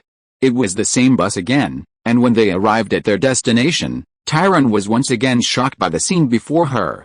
This nightclub occupied the entire castle? She had truly seen something new today. What surprised her even more was the large number of luxury cars parked outside, and the sea of people, like some kind of large-scale exhibition. They must make a lot of money in one night, right? And this is all they give us, Tyron vaguely heard Sarah Underwood complaining. It's good enough that we make some money, that's right, the treatment isn't bad, so just shut up, others chimed in. Tyron also thought the boss here was a decent person. What's that? Tyron pointed to the people queuing up on the other side. If the test strip is positive, you'll be turned away, a staff member explained. Oh my god, Tyron exclaimed, never expecting a nightclub to dare to do something like this, truly unique in the world. He must have been under immense pressure to make this decision. Shortly after entering through the back door, Tyron was positioned at the edge of the DJ booth, with security personnel nearby, clearly the owner's arrangement. Quite thoughtful. After dancing for about an hour, Tara finally saw the owner's face, eliciting cheers from the crowd under the spotlight. Shit. So handsome, I heard he's a former model, if he asked me to go with him tonight, I'd be happy, don't even think about it, he's Taylor's boyfriend, he's never short of women. In the rapidly flashing laser lights, Tara heard her friends talking, many, including herself, had momentarily forgotten their work. While the decor wasn't lavish, the atmosphere was excellent, and compared to other nightclubs, even the air here felt fresher. Ryan's face wasn't clear, but standing there, Tara felt he was the king of this hedonistic world, and his singing was quite good too. Talented, a shrewd businessman, and a bit eccentric, most importantly, so young, not even 20. She probably wouldn't meet many people like him in her entire life, let alone have a conversation with him. Tara was somewhat mesmerized by the figure before her. Just then, the young man looked up, his gaze seemingly meeting hers. Tara wasn't sure, but someone beside her exclaimed, "Ryan looked at me." Shortly after Ryan left the DJ booth, the nightclub manager in his suit approached Tara and whispered, "The boss wants to see you alone." What? Tara couldn't believe her ears. Chapter 134. Then I'll have to teach you properly. Tara followed the nightclub manager, Sean, backstage, then took the elevator to the higher-level record company area. "Boss, I've brought her over," Sean said, poking his head in first. "Let her in," a voice came from inside. It was Ryan's voice. Tara took a deep breath and entered the room, immediately feeling Ryan's gaze sweep over her. "How are you feeling? Are you settling in?" Ryan shrugged, seemingly concerned. "Nothing's bothering me, everything's fine, the hotel's even better." The woman opposite her seemed a little reserved. "Just chatting, have a seat," Ryan gestured to the seat opposite. "Okay," the young woman nodded and sat down, head bowed. She wore a leopard print bikini, had a great figure, curvaceous and shapely, no wonder she was a model. She also possessed a classic beauty reminiscent of blonde bombshells from the 70s and 80s, a time before the decline of conventional beauty standards. Even a fallen camel is bigger than a horse. Although Playboy magazine has lost its former glory, its selection process is still quite rigorous. Playmates are even assessed on their education and conversation skills, and the magazine also publishes a handwritten note from each Playmate of the Month. Ryan chatted with her for a while and learned that she was the Playmate of the Month in February 2007, graduated from Southeastern Louisiana University in 2005, and worked as a model for Shirley of Hollywood, a lingerie brand, for 5 years before becoming a playmate. How much do you earn shooting photos for magazines? Everyone's different. I didn't get much. Tara shook her head. Do you know Hugh Hefner? Never met him. You posed for Playboy because you were short of money, sort of. I wanted to go to law school, but I didn't get in, she said somewhat embarrassedly. Really? What did you study for back then? Recited. Ryan didn't really believe her. This kind of talk is like a sick father, a runaway mother, a younger brother in school, a broken home. You can just listen and forget about it. But the woman in front of him actually said quite a bit. Let me test you. What are Florida's regulations regarding contraband? According to the Federal Controlled Substances Act, Florida classifies contraband into 5 categories.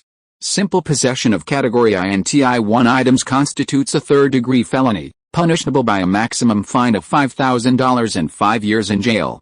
Distributing with intent constitutes a second-degree felony, punishable by a maximum fine of $10,000 and 15 years in jail, she rattled off. Quite fluently. Ryan had just looked her over. Her appearance was, well, not bad. The biggest difference between print models and fashion models is body shape, and this one, aside from the fake owl, was perfect. Unexpectedly, she had a pleasant surprise. Do you have a boyfriend? Ryan continued. What do you want? She looked up. Have you considered working here? Help me with some simple tasks and relieve my stress. The office is right outside my house. You have to be available whenever I need you. Ryan was direct. With a proper, stable job, there was no need to come here and flirt. Ryan just asked directly. She tilted her head, then chuckled, realizing Ryan had brought her here to privatize her. A bit too direct. Well, she was just a tool, after all. Okay, Tara nodded. Go find Sean. He'll arrange for someone to help you with the onboarding process and check your medical report. Then wait for me outside. Ryan noticed the chaos on the monitor screen and quickly got up, not bothering to say much more. Wait a minute. Just as Ryan was about to leave the room, she suddenly called out. You need to give me a jacket, right? How am I supposed to find someone dressed like this? She said awkwardly, still wearing a bikini. There are some in the closet. Take one and put it back later, Ryan said without turning around.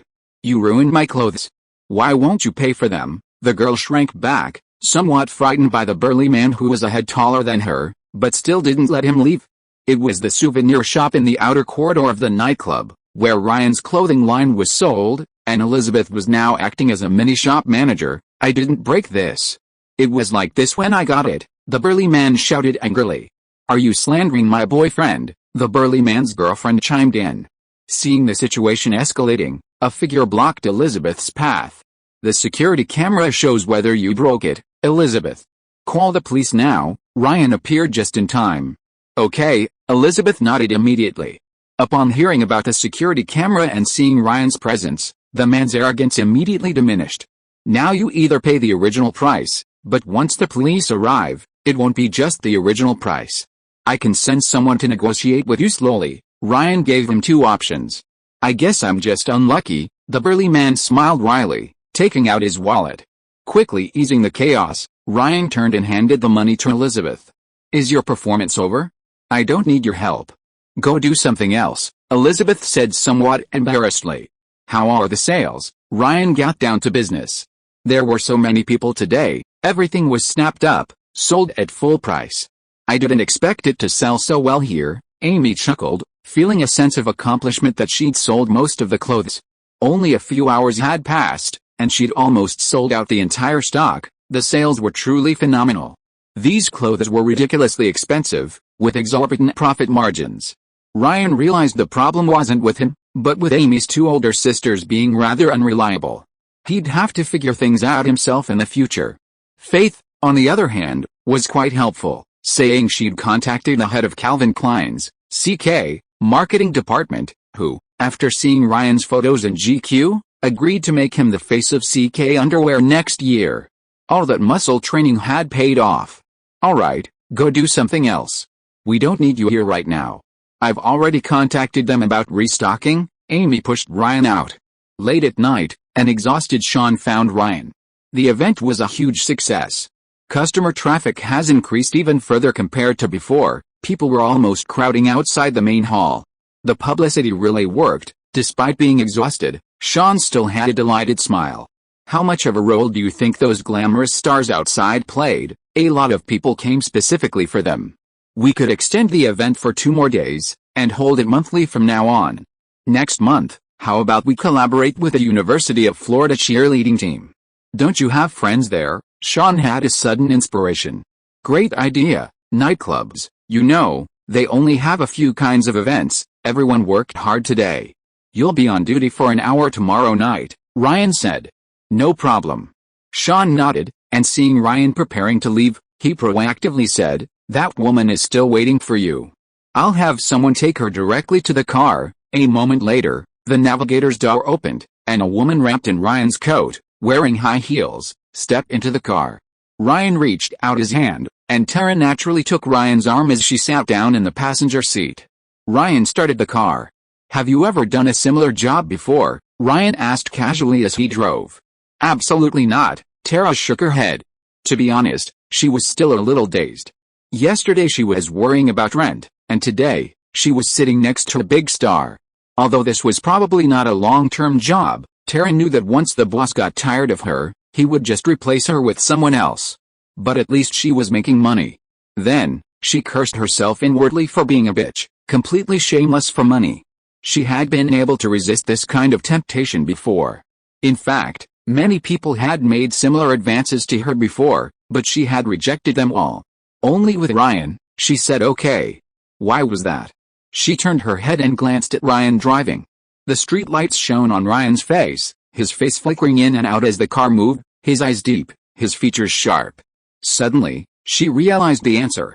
Even if he didn't promise anything, countless women would throw themselves at him, right? Who he wanted was just a matter of a word. You're off work. It's time for me to go to work, boss. She leaned closer, bowing her head. Ryan pressed the accelerator harder and harder, but she seemed quite unfamiliar with the task. Sorry, I'll learn properly, she said somewhat embarrassedly, a curly hair still stuck to the corner of her mouth, looking utterly disheveled. Is that so? Then I'll have to teach you properly, Ryan said slowly.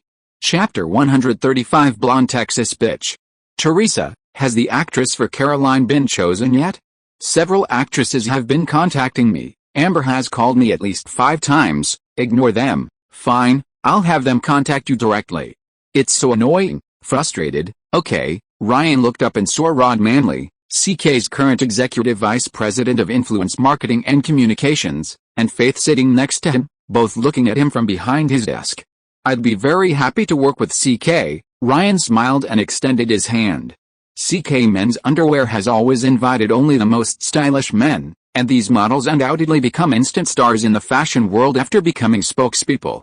Endorsements with certain major brands not only bring remuneration but also further showcase and solidify one's personal image, a win-win situation, with a spokesperson winning twice. Moreover, Ryan is the global ambassador for the men's underwear line on a 1-year contract, and the remuneration is very generous. We saw your photos in GQ, and this is exactly what we're looking for. You have a fantastic figure, the ideal physique for our target audience. If your endorsement is successful, we'll definitely renew it, Rod Manley said, placing his hands together on the table and smiling at Ryan. And as a global ambassador, you'll need to make some commitments. He then shifted his tone, beginning to outline some restrictions. Using the brand's products during the contract period was the bare minimum. Beyond that, no competing products could be displayed on his person, otherwise, it would be considered a breach of contract. If his public image suffered serious problems, such as being exposed for drug use or being involved in criminal cases, it would also be considered a breach of contract. Even Ryan's weight and body fat percentage were subject to detailed regulations during the contract period, not exceeding a certain threshold. With more money came more responsibilities. As for your personal clothing line, that's also a competitor, Rod Manley reminded him. But the Stray line targets a younger audience, Ryan immediately remarked. That's right, it's just Ryan's personal clothing line, with negligible sales, and it's only aimed at a younger demographic, Faith quickly added. Since sales are negligible, there's even less reason to wear it, right, Rod Manley said calmly, giving Ryan a choice. If Stray can't be worn by me, then I'll give up this endorsement, Ryan shrugged.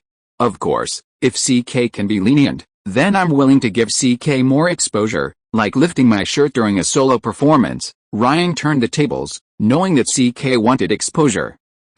Rod Manley hesitated, as expected. We'll discuss this point of contention later. Judging from his tone, he seemed to be softening. Rod Manley then mentioned a series of promotional activities, such as basic print ads and video shoots, as well as some CK fashion events that Ryan had to attend. There's an event tomorrow, the group's 40th anniversary spring-summer fashion show. Do you want to go? Rod Manley casually asked. I remember Anna Wintour is confirmed to attend. Ryan will definitely be there on time. Before Ryan could speak, Faith immediately agreed.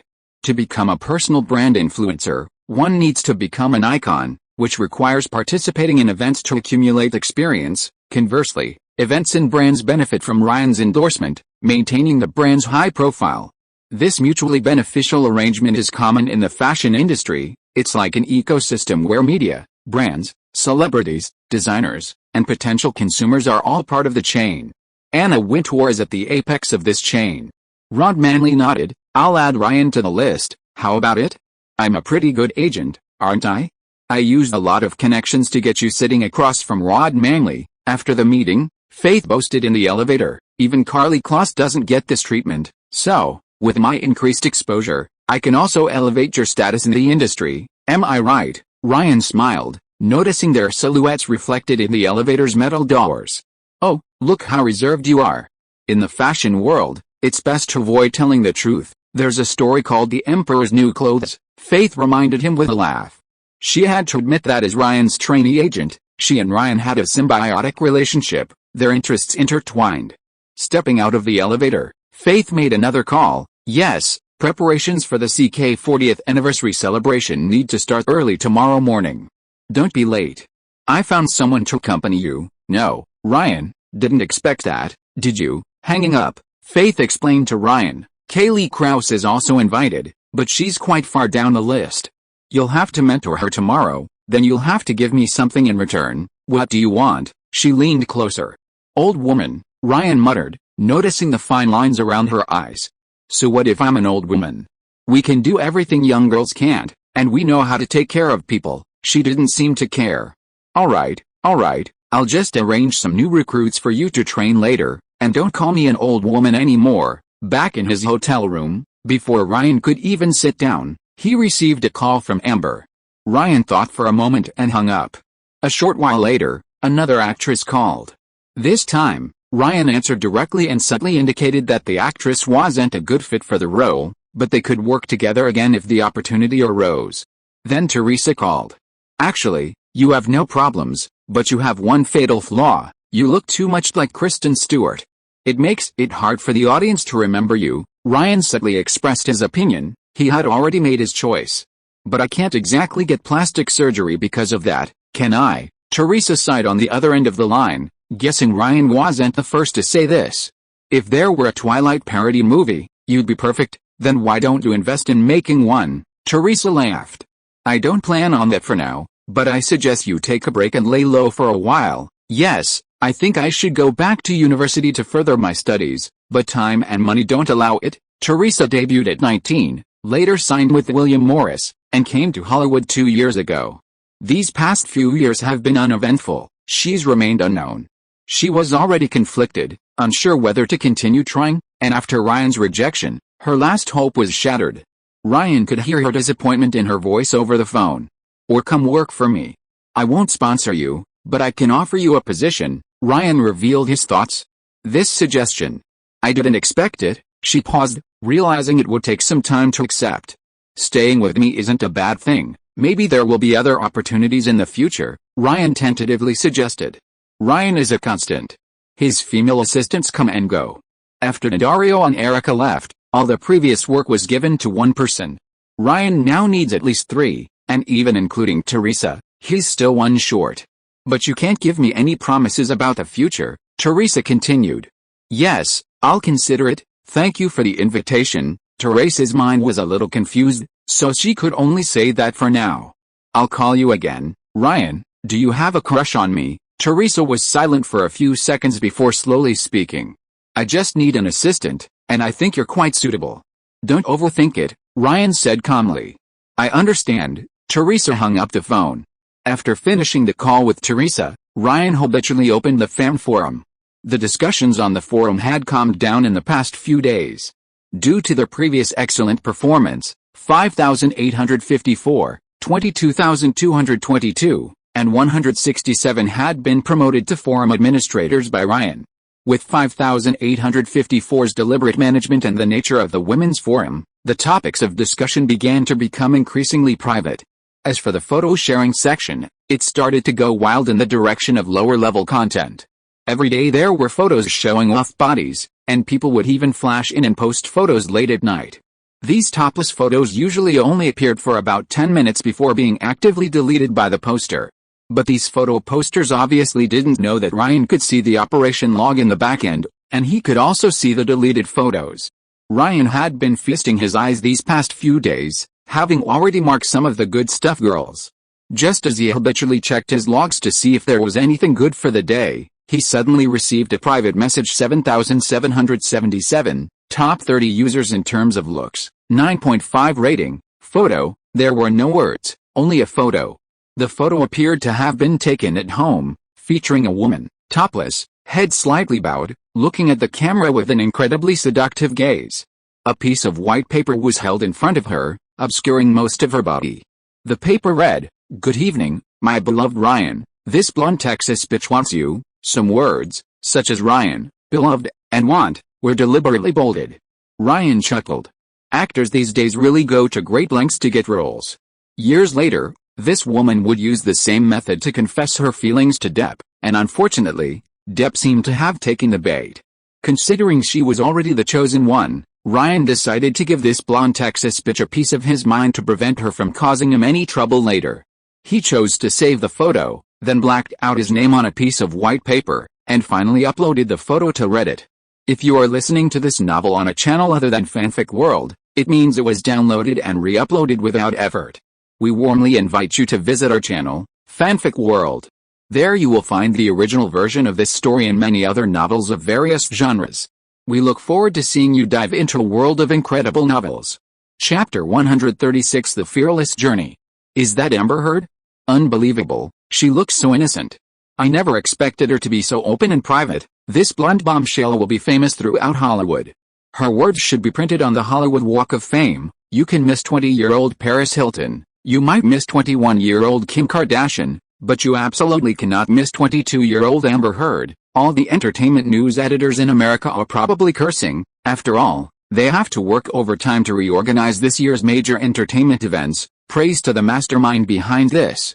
Let us see her true colors. Is there a video? A friend of mine wants to see it. Inside a house in Los Angeles, the sounds of furniture being smashed and Amber Heard's piercing scream, so sharp it seemed to shatter glass, could be heard. "I'm going to kill you," Amber yelled, pushing over a cabinet in the room, causing all the ornaments inside to fall to the ground with a clatter.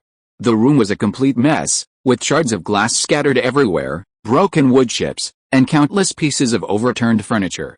She had smashed everything she could, her hands bleeding profusely from cuts inflicted by something sharp. Gasping for breath, she slowly slid down the wall. She had considered every possible way to retaliate, framing Ryan, suing him for invasion of privacy, or even more extreme measures, but she rejected them all. Ryan was a big star now, while she was just a nobody, a second-rate actress, and Ryan definitely had powerful backers. There was nothing she could do. Thinking of this, Amber's lips curled into a grimace, her face contorted like an old man on the subway, tears welling in her eyes. Why? She buried her face in her legs, first sobbing, then wailing, and finally bursting into a wail. She felt that Ryan had ruined her entire career. She had become everyone's blonde Texas bitch. Just then, her phone rang. She picked it up and saw a text message from Ryan. The message contained only one sentence: "You got the role, I'll eat my hat." Amber wiped away her tears. She immediately dialed Ryan's number, and this time he finally answered. "Are you kidding me? Is this funny?" Amber sniffled twice. "If you didn't want me to act, just say so. What did I do to you? Why are you treating me like this? Go to hell, you bastard." She became more and more agitated, and started crying again. "I'm not kidding, you got the role." Ryan's voice on the other end of the line sounded exactly the same as usual, without any emotional fluctuation. But Amber had only sent this photo to one person, Ryan. Who else could have leaked it? I'm not acting anymore. I never want to say another word to you in my life, Amber roared. Okay, Amber choked on her words. She had expected Ryan to comfort her like everyone else, or apologize directly, or at least try to console her. But after crying like this, all she got was an okay? She didn't want to say another word. If you don't want to act, I'll let Teresa act. It makes no difference to me, Ryan said lightly. It makes a difference to me. You killed me, so it's only right that I play your role. That's what you owe me. If you dare not let me act, I'll do what? I'll become an evil spirit even in death. And then I'll come after you. Amber gritted her teeth, tears streaming down her face. Listen, I don't care if you're a Texas bitch or a California bitch. Ryan's tone turned icy. I'm giving you the role to give you a chance. If you mess this up again, I'll let you know that sometimes death is a relief, understand? For a moment, Amber wondered if the person on the other end of the phone was someone else. Her heart skipped a beat, leaving her momentarily stunned. She felt Ryan could actually do everything he said. I understand, Amber said instinctively. Good, actually it's not a bad thing. Ryan's tone returned to its previous nonchalance. At least everyone knows your true colors. You're perfect for those bitch roles, aren't you? You can finally drop the pretense. You're right, Amber smiled outwardly, inwardly cursing Ryan. That's it. Next time we meet, you'd better be on time, or Teresa might replace you. Ryan hung up. So what if someone's backing you up? What's so great about that? Amber muttered to herself, her smile turning cold again. Ryan Rivers, I'll play you slowly. I'll get my revenge today. That evening, Ryan chatted with Taylor on the phone. Did you see that picture online? An actor's private photos were posted online, Taylor said seriously on the other end of the line. In 2008, mobile internet hadn't arrived yet, and it wasn't an era of universal exposure. Such photos were rarely leaked, which is an objective reason why this photo spread so quickly online. Strictly speaking, Ryan wasn't violating privacy, because Amber covered everything that needed to be covered in the photo. Nothing surprising, Ryan said innocently, as if it had nothing to do with him. By the way, after I get back to Nashville this week, I'm going to see a therapist. Actually, I've been under a lot of pressure lately, so this is like getting some psychological counseling. I also have to do a talk show this weekend, and there's one more thing. Ryan, after traveling to so many cities, I've realized how many people support me. I want to meet everyone again. My agent mentioned next year's tour plans. Do you think this is the right time? What do you think? It'll be very busy then, right? Yes, I often travel to 3 to 5 cities a week, and my rest time is very short, Taylor sighed on the other end of the phone. So during your breaks, you have to come see me, okay? I miss you so much, she pleaded. No problem, Ryan nodded. Touring is actually very lucrative, but record companies don't really have a role in it. It's usually the management companies that take the lead. Taylor's manager is William Morris, so Ryan has even less say. So when are you going to arrange it for me? Taylor suddenly asked. Arrange what? Arrange the tour, William Morris. They wanted to take on this business, but I thought of you. Why not let you earn this money? Taylor said with a smile.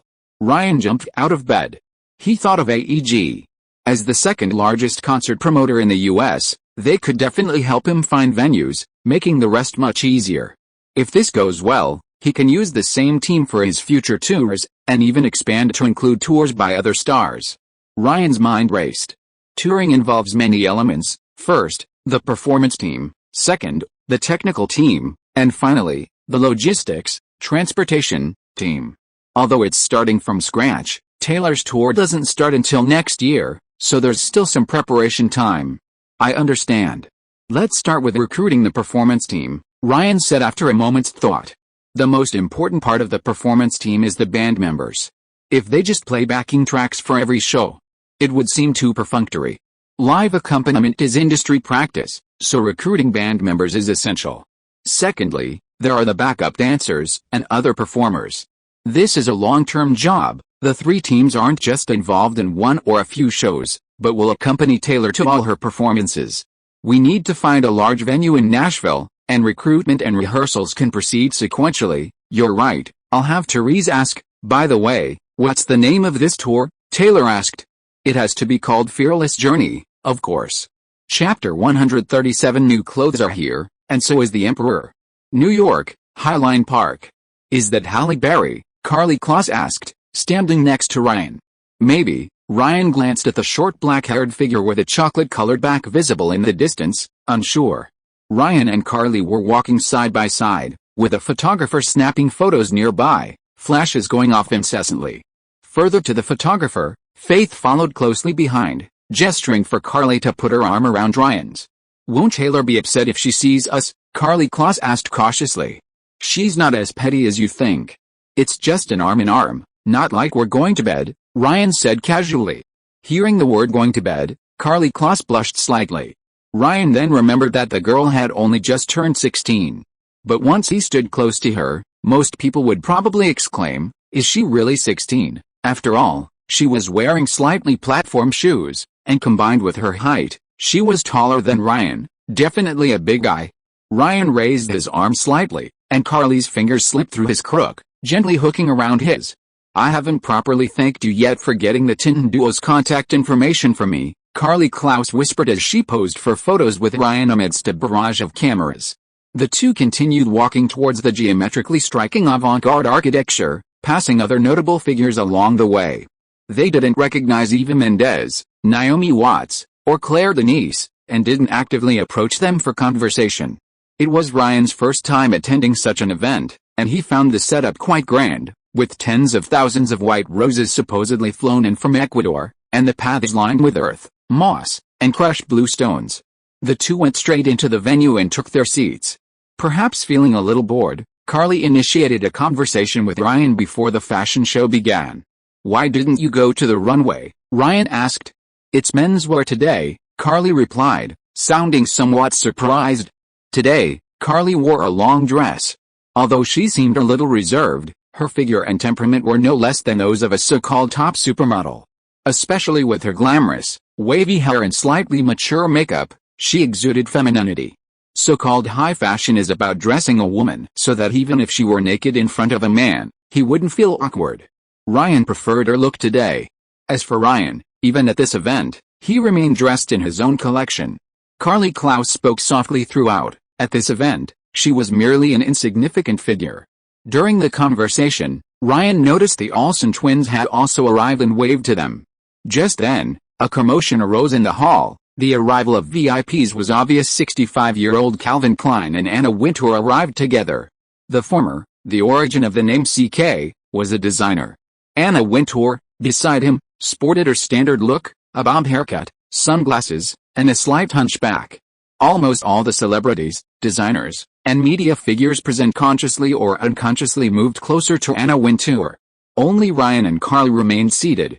"Should we go over there too?" Karlie whispered a suggestion. "Don't try to steal the spotlight," Ryan said nonchalantly, already thinking about what to do after the CK ad shoot. "Ryan. Anna Wintour and Calvin Klein are coming," Karlie gently nudged Ryan's arm. Ryan looked up, realizing the two were just passing by. He saw the famous fashion icon slightly tilt her head, looking at him. Because she was wearing sunglasses, Ryan wasn't sure if she was looking at him.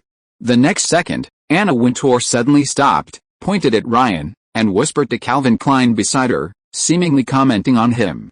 Ryan immediately felt a prickling sensation. Almost everyone in the room was staring at him. "Come here," Anna Wintour then beckoned, her gesture like that of an elderly person calling their grandchild. Ryan looked around and, finding no one there, realized Anna Wintour was calling him. He slowly stood up and approached the two of them. During this process, Anna Wintour abruptly removed her sunglasses, seriously observing Ryan, the first time she'd done this all year. Anna really took off her sunglasses. "Who's this?" "Ryan Rivers, the DJ, quick, take a picture, get ready to interview him." As Ryan walked over, he faintly heard whispers from the surrounding media. "Seriously?" Ryan clearly didn't realize how absurd it was to get Anna Wintour to remove her sunglasses seal. "Are you here to DJ?" Anna Wintour asked, not at all like the characters in the movies. Far from being aloof, she was quite charming and tactful, her voice even bordering on kind. "No." Ryan shook his head. Anna Wintour circled Ryan once, observing his layered high street style. Seemingly not satisfied, she circled again, this time very slowly. She smiled. Anna smiled. Unbelievable. She really smiled. Several fashion editors nearby covered their heads. None of the people under 40% had ever seen Anna smile so knowingly at an outfit. You hired Raf Simons as your stylist. Calvin Klein, who had been standing still but carefully examining Ryan's clothing details, couldn't help but ask. I don't know him. I designed this myself, Ryan replied casually. Anna raised an eyebrow, slightly surprised. You designed it yourself? She asked repeatedly. Yes, if you don't believe me, I'll show you the sketches, Ryan said. Just then, the Olsen sisters squeezed through the crowd and came to Ryan's side. This is indeed Ryan's own design collection, currently sold as a sub-collection of the row. The sisters each said something, and with two people vouching for it, it was enough to prove that what Ryan said was true. In an instant, the surroundings became noisy. Some people took out their phones and started making calls, while others took out their cameras and immediately started taking pictures of Ryan. Unbelievable, truly unbelievable, Anna Wintour kept shaking her head. Young man, have you ever considered coming to the fashion industry? Anna Wintour had previously mostly been looking at the clothes, but this time she was seriously looking at Ryan's face. Ryan saw that her face was actually full of wrinkles. She was indeed not young anymore. Of course, I'm willing to try new fields, Ryan nodded immediately. Very good, Anna Wintour smiled with satisfaction. If you have any difficulties in the future, you can contact me. She asked her assistant to give Ryan a business card. This detail made the onlookers even more incredulous. Anna had never proactively given a designer a business card before, and even told her, if you have any difficulties, you can contact her. What did this mean? If a young designer was favored by Anna, that person would often become the design director of a large clothing group or luxury brand within a week. Being watched by Anna Wintour is tantamount to being watched by the entire fashion industry. Also, do you have time for the January issue of Vogue cover? Anna Wintour continued. Since Anna Wintour herself had spoken, it was undoubtedly the American edition cover. I should, seeing everyone around him already excited, Ryan remained calm. Excellent, composed and clear-headed. Anna couldn't help but think more highly of this young man. Meanwhile, Calvin Klein whispered a few words to his assistant, and soon Rod Manley, who had met Ryan before, strode over. It's signed. He's the global ambassador for the men's underwear line, Rod immediately reported. Boost it. Boost it tonight. Promote him to global brand ambassador and menswear creative director, Calvin Klein immediately ordered, determined to secure Ryan as soon as possible. Can he design? Rod muttered subconsciously. Whether he can design or not is unimportant, what matters is whether he's the menswear creative director, Calvin Klein said. Due to Anna Wintour's unexpected reaction, Ryan became the center of attention before the show even started, but the show still had to proceed as scheduled. Ryan was the finale model on the runway. Rod Manley, who had been sitting in the audience, had approached him to invite him. Being the client and having runway experience, Ryan decided to temporarily model for CK Menswear. At that moment, the entire audience stood up, applauding enthusiastically, their expressions incredibly excited, as if Ryan had founded CK. Ryan saw Faith at the edge of the crowd, jumping for joy like she'd won the Powerball lottery. He suddenly remembered Faith's mention of the Emperor's new clothes in the elevator. Suddenly, he sat up in shock, realizing the Emperor was himself. Tomorrow's chapter will return to the theme song. Chapter 138, Reversing the Heavenly Gang. Ryan, your design style has been favored by Anna Wintour. Can you talk about your design philosophy? Your personal clothing line is now fully launched. Are you planning to participate in the 4 major fashion weeks? Will your clothing line expand to other categories? Did the Olsen twins participate in your clothing design? After the fashion event, Ryan was surrounded by fashion media reporters, making it almost impossible for him to move. As for the other female stars who participated in the event, such as Halle Berry, Claire Denise, and Naomi Watts, they were relatively isolated. Make way, Faith stepped forward, clearing a path for Ryan along with several CK staff members. As for Carly, who had come with Ryan, she had long since been pushed to some unknown place. Ryan got into the car under heavy escort. Faith waved to Carly, who was at the edge of the car. After Carly got in, Faith immediately closed the door. This is crazy. Carly seemed a little frightened at this moment. Such scenes will probably become more and more common in the future. Faith's face was filled with excitement, feeling her blood surging. She was glad she had been decisive enough to help Ryan contact magazines. Ryan never imagined that he would suddenly become the focus of the fashion world. The female celebrities who had just participated in the event were lining up to boast about their ingenious and talented high street designs. Did they really understand design? Obviously not. But Ryan was highly favored by Anna Wintour. Whoever she favored, these celebrities would echo her sentiments, at least they wouldn't be wrong. As for why Anna Wintour favored Ryan, it was because her fashion sense was indeed sharp. The high street style that Ryan wore in advance would indeed become popular a few years later. A passage from The Devil Wears Prada reads, "You think these things are unimportant? The colors and fabrics that appear in magazines today will be on ordinary people's bodies in a few years, affecting tens of thousands of factories and countless workers, from design directors to textile workers." By a twist of fate, Ryan undoubtedly became the emperor. Whether he wore clothes or not was irrelevant. What mattered was his status. He was no longer just an icon, but a trendsetter, the object of admiration for other icons. Carly, sitting opposite him, noticed that Faith was frequently giving her meaningful glances, urging her to be more enthusiastic towards Ryan. However, Carly was experiencing this for the first time, and being young and inexperienced, she didn't know how to respond and could only sit there awkwardly. The car arrived at Ryan's hotel. "Driver, take Carly home," Faith instructed the driver before getting out of the car with Ryan, then gave Carly a look that said, "You're such a waste." Meanwhile, in the lobby, Rod Manley, CK's vice president of marketing, was already waiting for Ryan with his team. "Ryan, it's a bit presumptuous of me to bother you so late. If you're tired, I'll come over early tomorrow morning," Rod Manley said, approaching Ryan with exceptional eagerness. "Since I'm already here," Ryan replied casually. Rod and Faith then followed Ryan upstairs to his room. Rod immediately expressed his desire to further collaborate with Ryan, making him a brand ambassador and even requesting that Ryan become CK's creative director. Creative director is not the same as design director, it's more of a sinecure. Essentially just having Ryan make an appearance. Ryan didn't agree to either of these conditions for the time being. After this press conference, his status in the fashion industry had undergone a dramatic reversal, and he was naturally preparing to take new steps. Rod was about to try to persuade him further, but seeing that Ryan had made up his mind, he could only sigh and was eventually ushered out by Faith. "Ryan, are you tired?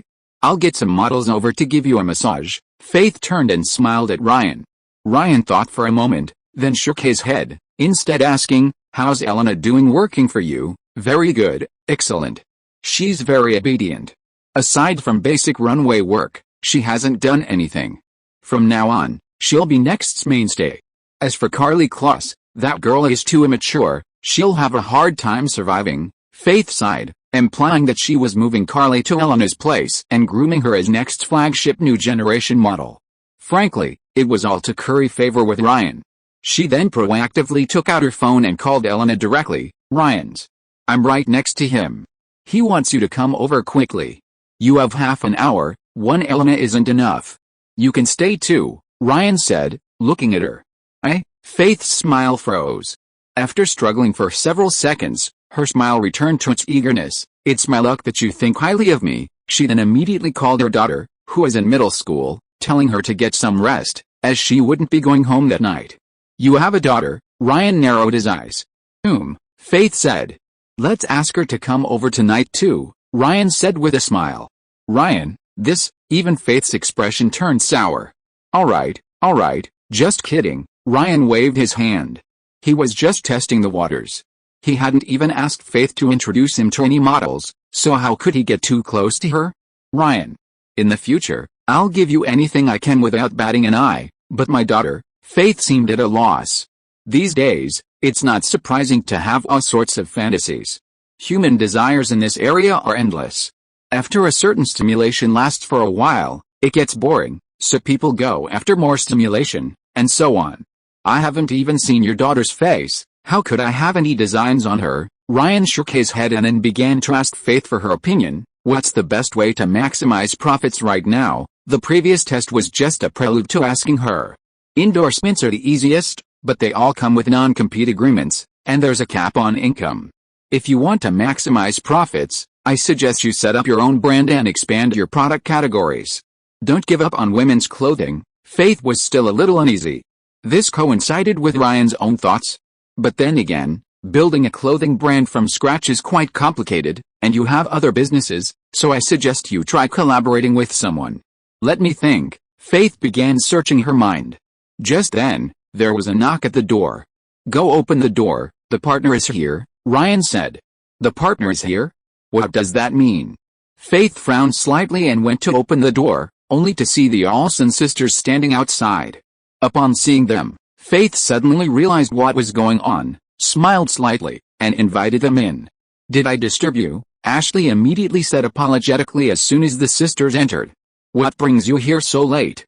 Ryan gestured for them to sit down. Faith thoughtfully poured them coffee. Actually, it's nothing much, we just wanted to talk to you about the next step of our collaboration, Mary-Kate said. The sisters were naturally worried that Ryan would be poached and collaborate with other brands.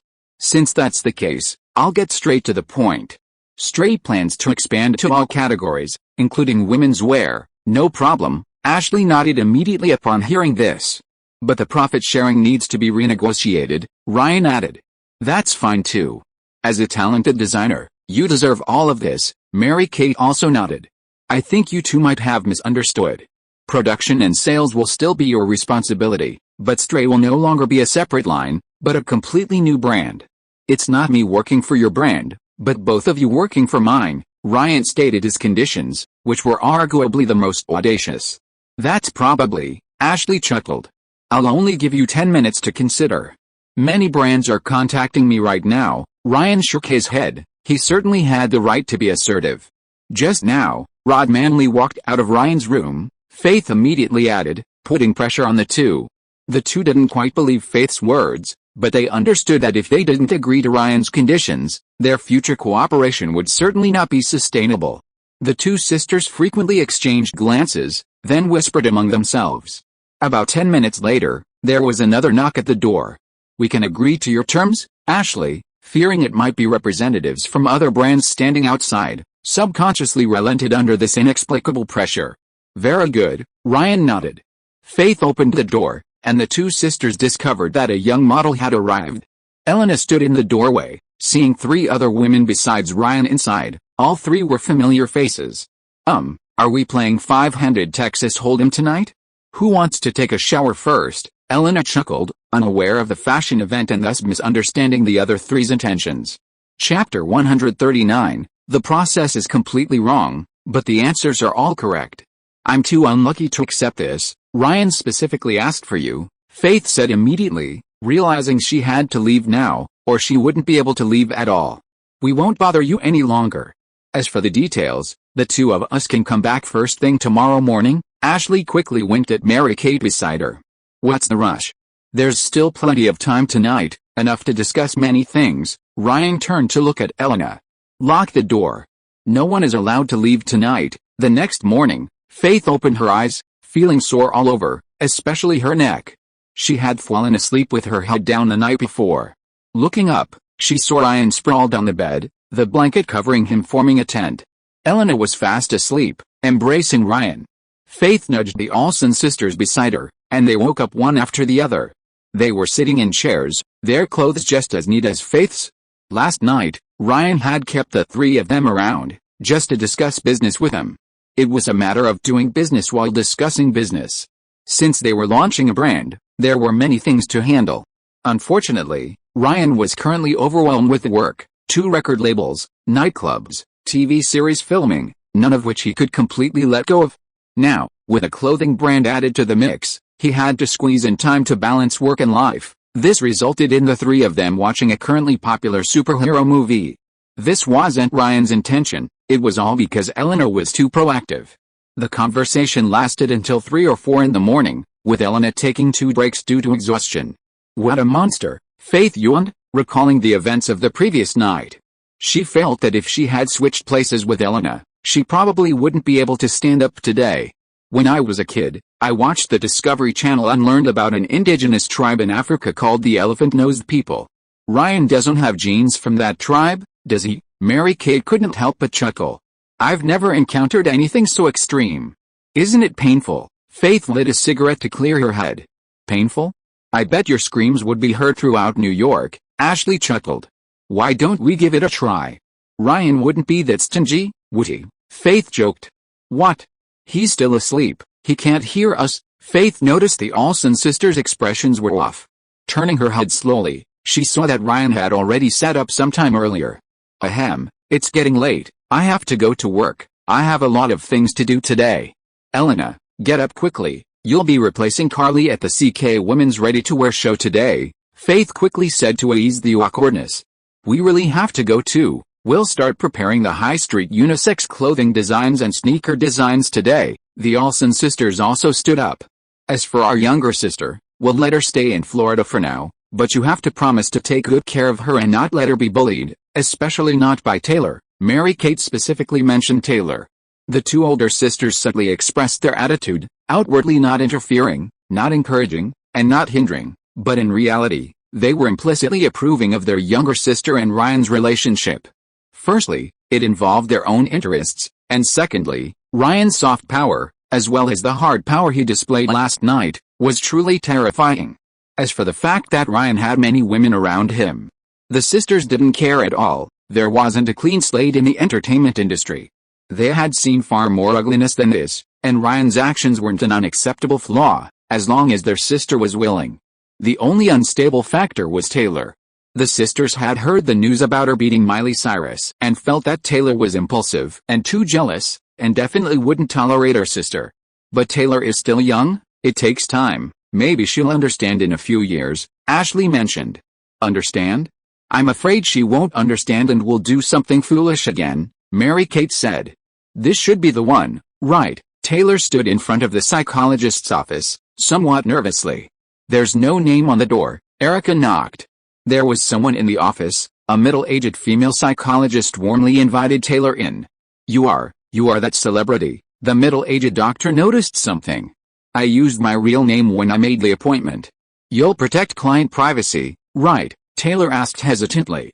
Of course, that's basic professionalism. Your file won't contain any of your real information.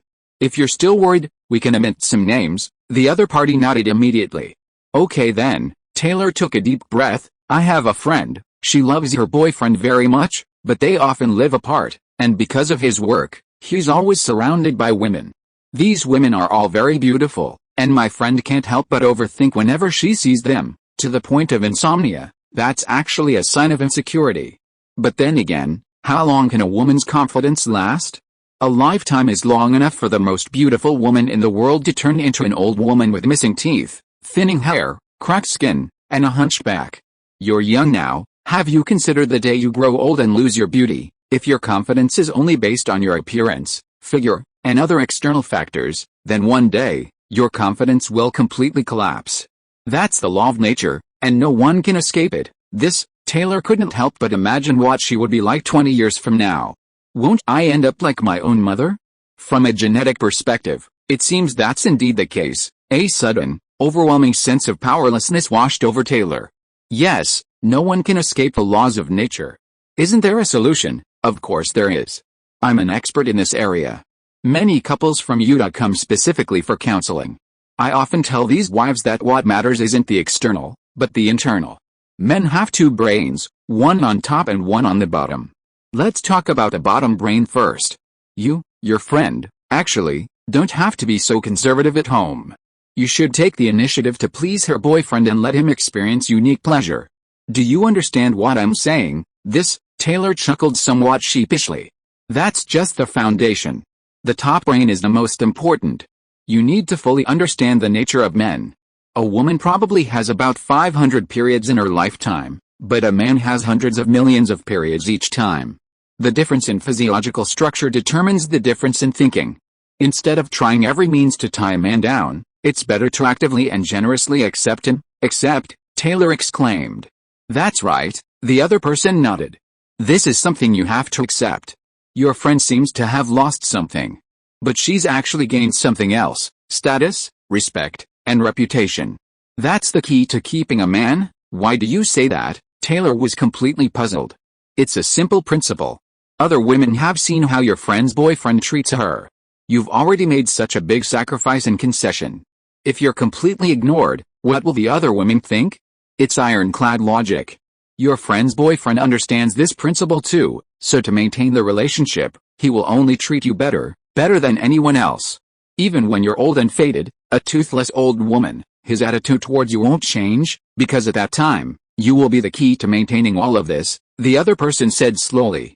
Taylor now clearly sensed that this psychologist was strange, but at first glance, it wasn't easy to refute what the other person said.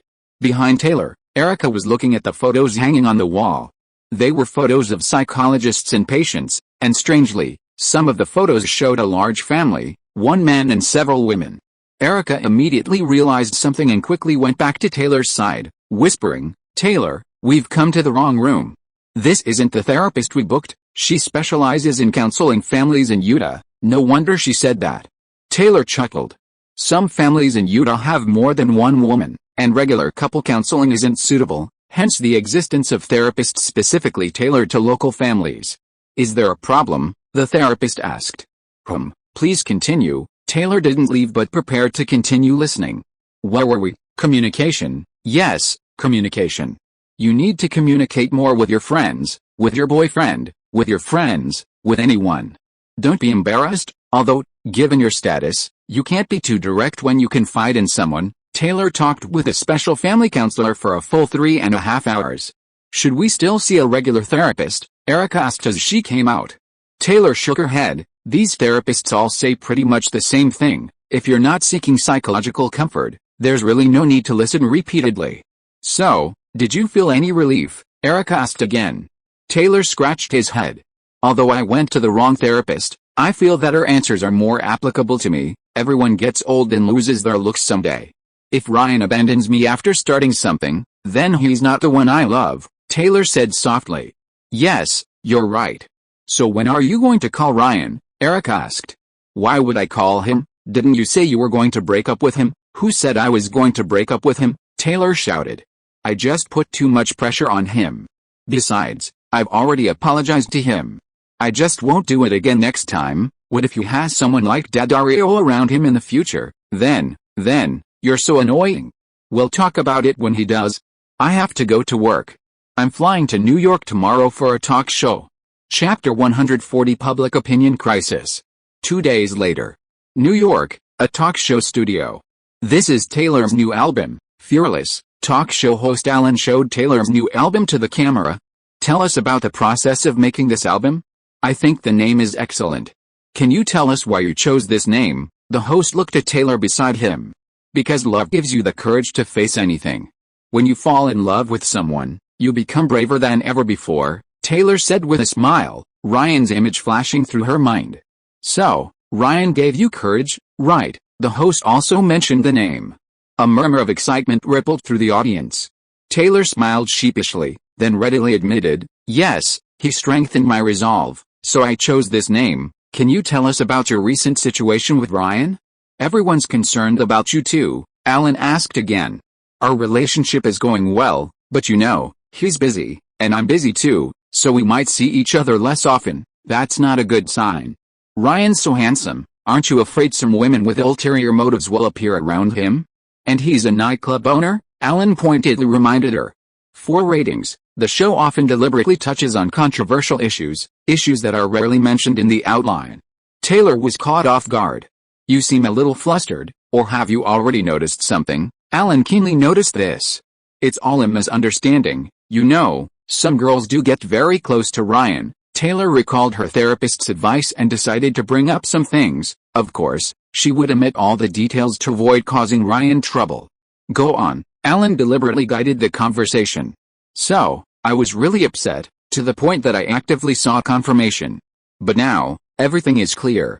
Ryan is innocent. It was all just my overthinking, but Ryan is outstanding, and some women will try every means to seduce him. I have to admit that this situation does exist, but I believe in Ryan." "Do you know anything inside? Can you tell the audience this woman's name?" "Sorry, I can't. Even some details. She's a woman, that's all," Taylor blurted out, sounding a little anxious. The host immediately showed an incredulous expression. "Look what we've discovered. A woman has interfered in Ryan and Taylor's relationship." In the studio, the director clapped his hands excitedly. "Big news." Cut to a close-up of Taylor. The camera then switched, showing Taylor's troubled expression, her brow furrowed in thought, filling the entire screen. as if this woman had caused Taylor considerable distress. And this unknown woman had cast a shadow over this well-known, beautiful relationship. So, we should find her, Alan shouted at this moment. Find her, let this woman die, publicly punish her. A few young audience members seemed indignant. Ryan and Taylor's relationship had attracted a huge amount of attention, and this attention often backfires after the relationship ends. The surging public outrage is enough to destroy anyone. Taylor said the words, D'Addario did the deeds, but the one who suffered was someone else, due to a series of unfortunate coincidences. Just 20 minutes after Taylor admitted in the studio that someone had interfered in her relationship with Ryan, Ryan was arguing with a tall young woman outside the fashion show. Why did you have Faith remove me? I just didn't show you any kindness. Is that a big deal? Karlie Kloss grabbed Ryan's sleeve, preventing him from leaving. I said, this has nothing to do with me, it was Faith's own arrangement. Ryan was somewhat impatient. Karlie Kloss had been informed at the last minute before the show started that Eleanor would be replacing her. As for Ryan, he had stayed in New York for 2 extra days because of a Calvin Klein underwear print ad shoot. Eleanor was opening the show in place of Karlie, and he naturally had to show his support, but he didn't expect to be bothered like that. If she wasn't trying to please you, would she have done this? Even if she was trying to please you, it was her initiative. You should think about why she's trying to please me, Ryan said. Why should I try to please others? Can't I just be a model and be content? I just want to work honestly. Did I do something wrong? Karlie Klein questioned loudly, finally voicing the words that had been suppressed in her heart for so long. You didn't do anything wrong, but you chose the wrong industry. This industry is rotten to the core, Ryan warned. If you don't want to be complicit, leave now. Karlie couldn't speak, her fingers went weak, and she watched helplessly as Ryan turned to leave. But when she turned around, she was shocked to find that she had somehow become surrounded by a crowd. Yes, it must be her, that bitch, shameless, Karlie Kloss, a new model. She really will do anything to become famous, whispers rippled through the crowd. Willing? Is this what you call unscrupulous? These are mine. I haven't done anything wrong, she shouted. Several busybodies had already recorded a reaction.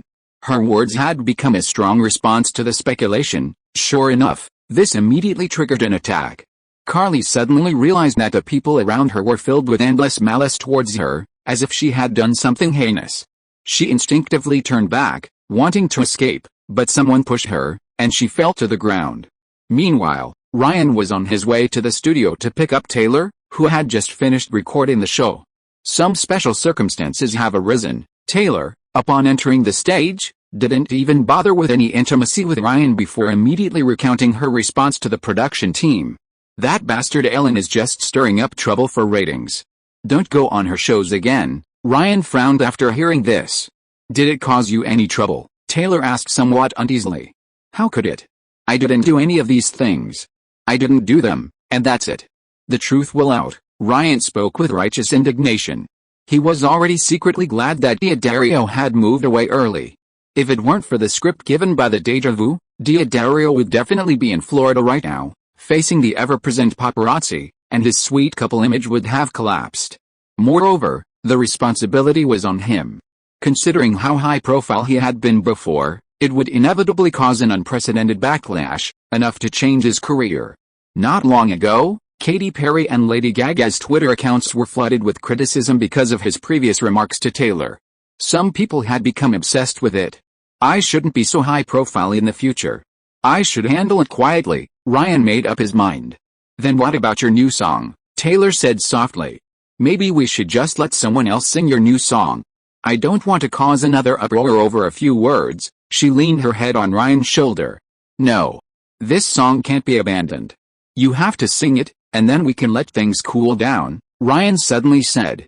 It's easy to let someone else sing it, but no one will have the same impact as you. The romance is the selling point of this song, Ryan reminded her. Lady Gaga is riding high right now, and at this crucial moment, she can't be suppressed. Wait, you two need to see this. Erica, sitting in the last row, suddenly pulled out her phone. Ryan took it and saw it was Karlie Kloss's response video. The comments section was filled with insults, all sorts of nasty words. The previous Texas blonde bitch incident was mostly mockery. After all, Amber's actions were at most just indecent. But Karlie was different. This was moral depravity. Who is this? How did she get involved? Taylor leaned closer, looking extremely surprised. It's a coincidence. She mistakenly thought I interfered with her performance opportunity, Ryan said. Mistakenly thought? Why would she mistake you? Taylor looked puzzled. I don't understand fashion stuff. Ryan pretended to be clueless. If this matter were investigated further, it would inevitably trace back to Elena. What do we do now? If it's just a coincidence, then she's really unlucky. Taylor looked at those filthy words and put herself in her shoes. If it were her, she probably wouldn't be able to handle it at all. We have to help her clarify things, issue a statement saying it's a misunderstanding. What do you think? Ryan thought for a moment. If they kept digging into it endlessly, it wouldn't benefit anyone. That's right, we can't let this fire get to you. I'll issue a statement to clarify things for this girl. Taylor felt that since this matter started because of her, she should be the one to quell it. Don't rush to issue it, because you might make things worse. Let me do it. Ryan felt it was more appropriate for him to issue it. Taylor needed to keep it as a trump card. If she stepped in now, it would only make things worse. At 8 p.m., Ryan released a statement saying he had only met Karlie Kloss a few times and they were merely acquaintances. His participation in the fashion event together was arranged by his modeling agency. He also appealed to the public to remain rational, stating that Karlie was just a 16-year-old high school student. Within an hour of the statement's release, numerous photos of Ryan and Karlie together appeared online. Besides their recent joint appearance at a Calvin Klein event, they were also photographed interacting at a music festival after party, and even earlier, when they met at a stadium. Public opinion showed a clear distrust of Ryan. After all, his previous image was too perfect, and he had been portrayed as too highly. Some people felt that Ryan had nothing to do with her, but many more felt that things were not so simple. Furthermore, given the prevailing social climate, the entertainment industry is rife with scandals. The public instinctively tends to believe in conspiracy and tries to find the truth behind it all. Details unfavorable to Ryan were repeatedly discussed. Why did Ryan help Karlie Kloss at the party? Under normal circumstances, would you help someone you've only met a few times? They're behaving so intimately at a fashion event. Even my wife wouldn't stand that close to me. The truth is obvious. Taylor is so pitiful. She knows everything but has to pretend she doesn't. That's how celebrities are. All that rubbish about relationships is just an act for the public. This fire eventually reached Ryan. Prepare for a PR battle. Ryan called Paula, Scott, and Taylor's father, then called Faith, who also had to be present because Karlie was involved. With Lady Gaga's aggressive move and her new single using a relationship as its biggest selling point, this PR battle carried a special mission. Chapter 141. If you can endure hardship, then endure more hardship. You're right, I chose the wrong industry from the start. This isn't for me, it's for people like you with no morals, Karlie Kloss said on the other end of the phone. Her voice was unusually calm, even desolate, with a hint of inexplicable resentment. Think about it another way, in the next few days, you'll be the most famous model in America, Ryan consoled her, similar words he'd said to the blonde Texas bitch before. I'd rather not have this kind of fame. I just want to go back to the beginning. I started as a ballet dancer, but I was forced to stop because I was too tall. Later, my mom took me to Faith, and she said I could become a model on par with Gisele Bündchen.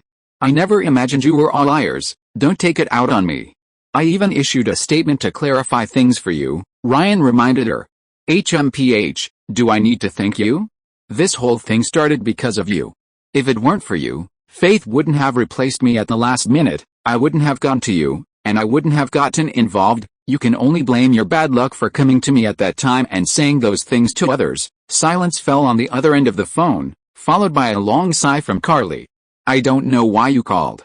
If you're trying to comfort me, thank you. I'll listen to you, leave this industry, and start planning my life anew. As for these insults, what doesn't kill you makes you stronger, doesn't it? She said, offering a pep talk to herself. But can you leave? Do you know what will happen when you go back to school tomorrow? You'll have the word bitch stuck on your back, your locker will be stuffed with garbage, you'll be spitting and bullied. That will be the mark on your face, and you'll never be able to erase it. Then what am I supposed to do? She yelled on the other end of the phone. If you want to resolve this whole thing, come to Florida with your mother tomorrow. Faith will be there too. Remember, don't give any interviews to the media without my consent, or no one can save you. Would you save me? "You're only doing this to save yourself," she retorted. "Then please don't come." Ryan thought she was being ungrateful and hung up the phone. Ryan got up and walked to the living room of the hotel suite. Taylor was lying on the sofa, her laptop on her lap. "What are people discussing on the forum?" Ryan sat down, letting Taylor lean against him. "The forum unanimously believes this is a premeditated slander, saying you're so busy, how could you have time to flirt?" Taylor curled up in Ryan's arms. "It must be Scout. He's been resentful ever since he broke up with Ryan. I've seen the same title in several Reddit discussion groups. This fits the characteristics of online trolls." Ryan is currently riding high, thriving in music, fashion, and nightclubs. Even Anna Wintour thinks he's incredibly talented. There must be many people jealous. No matter what, no one will speak up for Ryan now. Why should we speak up for Ryan? He clearly has problems too. Why is he putting his arm around someone else? You don't know anything. It's a fashion event. Should it be done out of politeness and manners? Besides, what's wrong with putting your arm around someone? Just because you put your arm around your father, does that prove you two have a problem? 167. Stop arguing. If you think there are bots, then gather evidence. 22,222. Yes, also, we need to go out and explain for Ryan. Everyone, take action. Help Ryan in any way you can. Agreed. I'll contact the sisters right now. I posted a clarification thread in the electronic music Reddit discussion group. Link. Sisters, let's go. You know what? The forum administrator's words really get a huge response. Ryan chuckled. Despite the small number of registered users, their activity level was high, their execution was strong, and the vast majority unequivocally supported Ryan. One person's fighting power, without exaggeration, was equivalent to 50 ordinary fans. Could someone really be paying for bots behind the scenes? Taylor asked worriedly. We haven't offended anyone, Taylor said thoughtfully. This matter is still unresolved, but one thing is certain, bots are inanimate, people are alive. As long as the forum's activity level is high enough, we'll always have supporters, which is much more effective than bots. When will Veronica's contribution system be launched? Ryan decided to ask Veronica about the progress when he returned to Florida. He had already mentioned this feature to Veronica, but it hadn't been launched yet. Just like a regular forum, users would earn contribution points through various interactions. Correspondingly, there would be a user-level system. The higher the level, the higher the loyalty to Ryan. This was a process of filtering and refining. Today these fans can explain for Ryan, tomorrow they can promote Ryan's other projects, and the day after tomorrow they can find fault with other celebrities.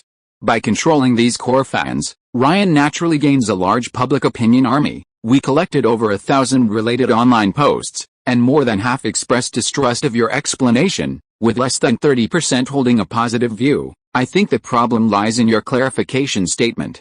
At the end, you mentioned that Carly Kloss is just a high school student and called on the public to remain rational. This is considered biased and contradicts your statement. If you have no connection to her, why would you call on the public to exercise restraint? PR manager Paula tried to analyze. Ridiculous. Did I call for everyone to attack her? She's innocent. Did I say something wrong? Ryan chuckled. Yes, we all know she's innocent, but at this time, any clue will lead to unnecessary speculation. Faith, sitting on the sofa, chimed in. Ryan's explanation is useless. It's time for Taylor to speak up and deny everything, Scott commented. It's no use. Public opinion has already lost faith in Ryan. Even if Taylor speaks up now, the outcome will be the same, Paula objected. Are we just going to sit here and discuss this, waiting for public opinion to turn even more unfavorable to Ryan? Even if it's just one more person who believes me, it's necessary for me to do this. Taylor and Scott shared a similar view. Taylor, you don't understand. Speaking up now will drag you down with you. Faith shook her head. Are we going to let it cool down? What about my daughter? You said yesterday that you would clear my daughter's name. Carly Kloss's mother immediately spoke up. This is the only solution. Are you kidding me? This isn't fair to us. Quiet. Ryan stopped the argument. We've all overlooked one premise. Where does the public's distrust of me come from? Ryan looked at everyone in the office. It's very simple. Your public image is already perfect. Carly Kloss has every reason to fall in love with you, Paula stated. I fall in love with him, Carly, standing in the corner, couldn't help but ask. Isn't that right? I wouldn't fall in love with someone I've only met a few times, Carly muttered. But most people do, so they assume you do too, which is why Ryan's statement didn't work, Faith reminded her. So, what will happen if we give it the cold shoulder? Ryan continued. Giving it the cold shoulder is practically admitting to the online speculation. Your image will completely collapse, and our single, Taylor didn't finish. So, neither of the two paths works, we have to take a third path. Ryan looked around at everyone. A third path? Everyone exclaimed in unison. That's right, does the truth matter? No, what matters is the public's subconscious. So let's do the opposite, Ryan explained his public relations plan. Impossible, don't even think about it. I won't say that. Carly shook her head immediately upon hearing Ryan's plan. Ryan, isn't this a bit unfair to her? Taylor frowned slightly, also feeling that this was inappropriate. It's a brilliant idea, provided that we have to sacrifice Carly Klaus, Scott said slowly. Someone has to make a sacrifice. It's one of us, me, Taylor, or Carly Klaus. Ryan nodded, the answer obvious. Paula and Faith exchanged a glance, then walked over to Mrs. Klaus, the three whispering amongst themselves. This is a huge blow to my daughter. I love her, and you two are mothers too. Don't give me these empty promises, show some sincerity. More money. Mrs. Klaus's words were increasingly blunt. Ryan turned to look at Carly Klaus, who stood there somewhat flustered, her expression utterly helpless. Someone has to sacrifice. If you can endure hardship, then endure it. Ryan was about to offer some advice when he saw Carly Klaus rush out of the room. Ryan got up and followed her into the hallway, pointing to Tyra, who was also peeking out. Go get her. Thanks to reader 20230501111058916 for the 500 points reward. Chapter 142 3 Statements. Not far from the bedroom, on the edge of a deserted driveway, a girl walked quickly alone, head down. Why should I do this? Why should I bear the consequences of something I didn't do? I don't owe any of you, Carly Klaus muttered, growing angrier with each passing moment. Just then, a pure white navigator sped past her. A sharp screech of brakes followed, and the navigator began to reverse, pulling up beside Carly Klaus. The window rolled down, revealing Ryan as the driver.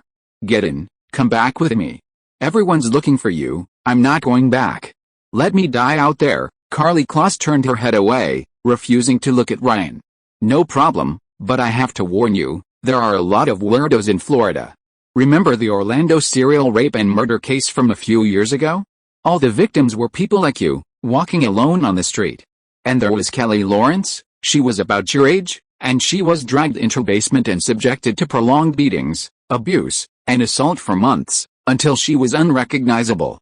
And that's a case that's already been exposed. Enough, Carly Klaus said, feeling a chill run down her spine. This area is mostly Hispanic, with a lot of Colombians. You're so beautiful, why would they kill you? At most, they'd lock you in a basement and charge admission, and men would line up to come. Carly let out a shriek, opened the car door, and got into the back seat. She was just a young girl after all, and Ryan's few words had thrown her into panic. Ryan started the car. Carly peered through the car window for a few seconds, noticing Ryan wasn't planning to turn around, and immediately asked warily, "Where are you taking me?" "Just showing you around." Ryan then informed the others that he had found Carly Klaus and would be taking her back soon. "I won't agree to your request. No matter what benefits you promise my mom, it won't work." Carly knew what Ryan wanted to say and spoke up. "I'm doing this to help you, save it. You've only thought about yourself the whole time, completely wrong. Although this will ruin your reputation, you'll undoubtedly become the most famous American model this year, even though it's almost December, like Kim Kardashian or Amber Heard, those bitches." Carly Klaus frowned. "Some people dream of being that kind of bitch, and it's not real. At least I know you're not like that, you know, so what?" Carly leaned back in her seat. "That's enough. Fate's gifts always come with a price. At least you won't have to worry about job opportunities anymore. If everything goes smoothly, you could even become one of the highest paid models, and you won't have to be at the mercy of others." "That's exactly what you wanted." Carly Klaus looked out the window, lost in thought. They drove Kelly Ryan back to the bedroom and into the record company area upstairs. Everyone was still discussing it in Ryan's office. First Paula tried to persuade her, then Faith, and then her mother. But Carly Klaus remained adamant about not following Ryan's plan. Was this girl really that difficult? Even Ryan felt a little helpless for a moment. I'll handle it." Taylor suddenly stood up. She quietly went to Carly's side, said a few words to her, and then the two of them left the room together. A few minutes later, they returned to the office. She agreed. Taylor nodded. Everyone breathed a sigh of relief. That evening, Carly Kloss posted another personal statement on Twitter. Her previous sporadic posts were now flooded with malicious insults. In her statement, she claimed that Ryan approached her because of the choice of a female lead in his music video, and from then on, she developed feelings for him, constantly making suggestive remarks. However, Ryan remained unmoved, upholding his principles and firmly rejecting her advances, even advising her to focus on her career. Later, at the All Point Music Festival after party, knowing Ryan was also a performer, she went to the party, pestered him, and asked him to help her get the phone number for the Tin Band, which he did. Afterwards, at a Calvin Klein fashion event, she again proactively linked arms with Ryan. As the affair was exposed, she realized her mistake and hoped Ryan and Taylor would forgive her. Half an hour later, Ryan released a second statement, indirectly admitting to the incident, and again pleading for Carly's safety at the end, attributing it all to youthful impulsiveness. An hour and a half later, Taylor finally spoke out, concluding the matter by expressing understanding for Carly Klein's actions and choosing to forgive her. She then mentioned Ryan, stating that this incident strengthened her resolve to stay with him, and that Ryan was her Mr. Right. Finally, in her statement, Taylor mentioned that she and Ryan would jointly present a New Year's gift to the public, but did not reveal what this New Year's gift was. This should calm things down now, right? Ryan breathed a sigh of relief. Paula was right, although there was nothing between him and Carly, the public preferred to believe another version, and the truth didn't matter. Doing so would keep his relationship with Taylor pure and innocent, which would ultimately lead fans to go even crazier for their relationship. Correspondingly, Carly Kloss took all the blame, but she would later receive some compensation from Ryan. As for these three statements, they were all dictated by Ryan and written by Paula. Taylor also polished her own statement, adding a few sentences, mainly a heartfelt declaration of love for Ryan. "These are the words I've been wanting to say to you, darling." Taylor rested her head against Ryan's chest, gazing at the twinkling stars outside the window. "I was so ridiculous before, how could I have doubted you? If it weren't for the series of unexpected events, I wouldn't have known your true feelings," Taylor said emotionally. Although the truth wasn't as outrageous as the statement made it out to be, it still indirectly confirmed that Ryan was indeed a good man. At the time, Ryan had every opportunity to seduce other women with a Wake Me Up music video. "Now you know." Ryan kissed her lips. The two shared an unprecedentedly long kiss. "I actually brought you something nice this time." Taylor smiled and took out a brand new, unopened pair of stockings from her handbag. "Sit down, I'll put them on for you." Taylor sat on the other side of the sofa, deliberately creating some distance between herself and Ryan, then slowly raised one leg, the end taut, the instep, toes, and ankle forming a flat line, perfectly showcasing her leg shape. Her movements were graceful and slow, purely for Ryan's benefit. Coupled with her slightly intoxicated gaze, although some details of her movements were still a bit clumsy, it was clear she was trying very hard to strike a seductive pose. Under the light, the 40D stockings were just the right amount of translucent. She then turned around, revealing two thin, dark lines running from her heels upwards. These two lines served as the finishing touch, not only making them appear straighter but also distinguishing them from ordinary stockings. Ryan felt the literal meaning was harsh. "From now on, I'll make you the happiest man in the world." She raised her hand, gently helping Ryan lie down. Whether he was truly happy or not was another matter. Ryan felt he might be one of the luckiest. Ryan didn't care about anything else and launched a fierce attack. "Ryan, I can feel your body temperature warming my soul. This feeling is so good. From now on, you have to be like this," Taylor said slowly, a charming smile on her face, a warm feeling rising in her lower abdomen. Now it was her turn to hug Ryan, like a mother holding a baby. "Did you watch some Japanese videos?" Ryan could clearly sense that Taylor was different from before.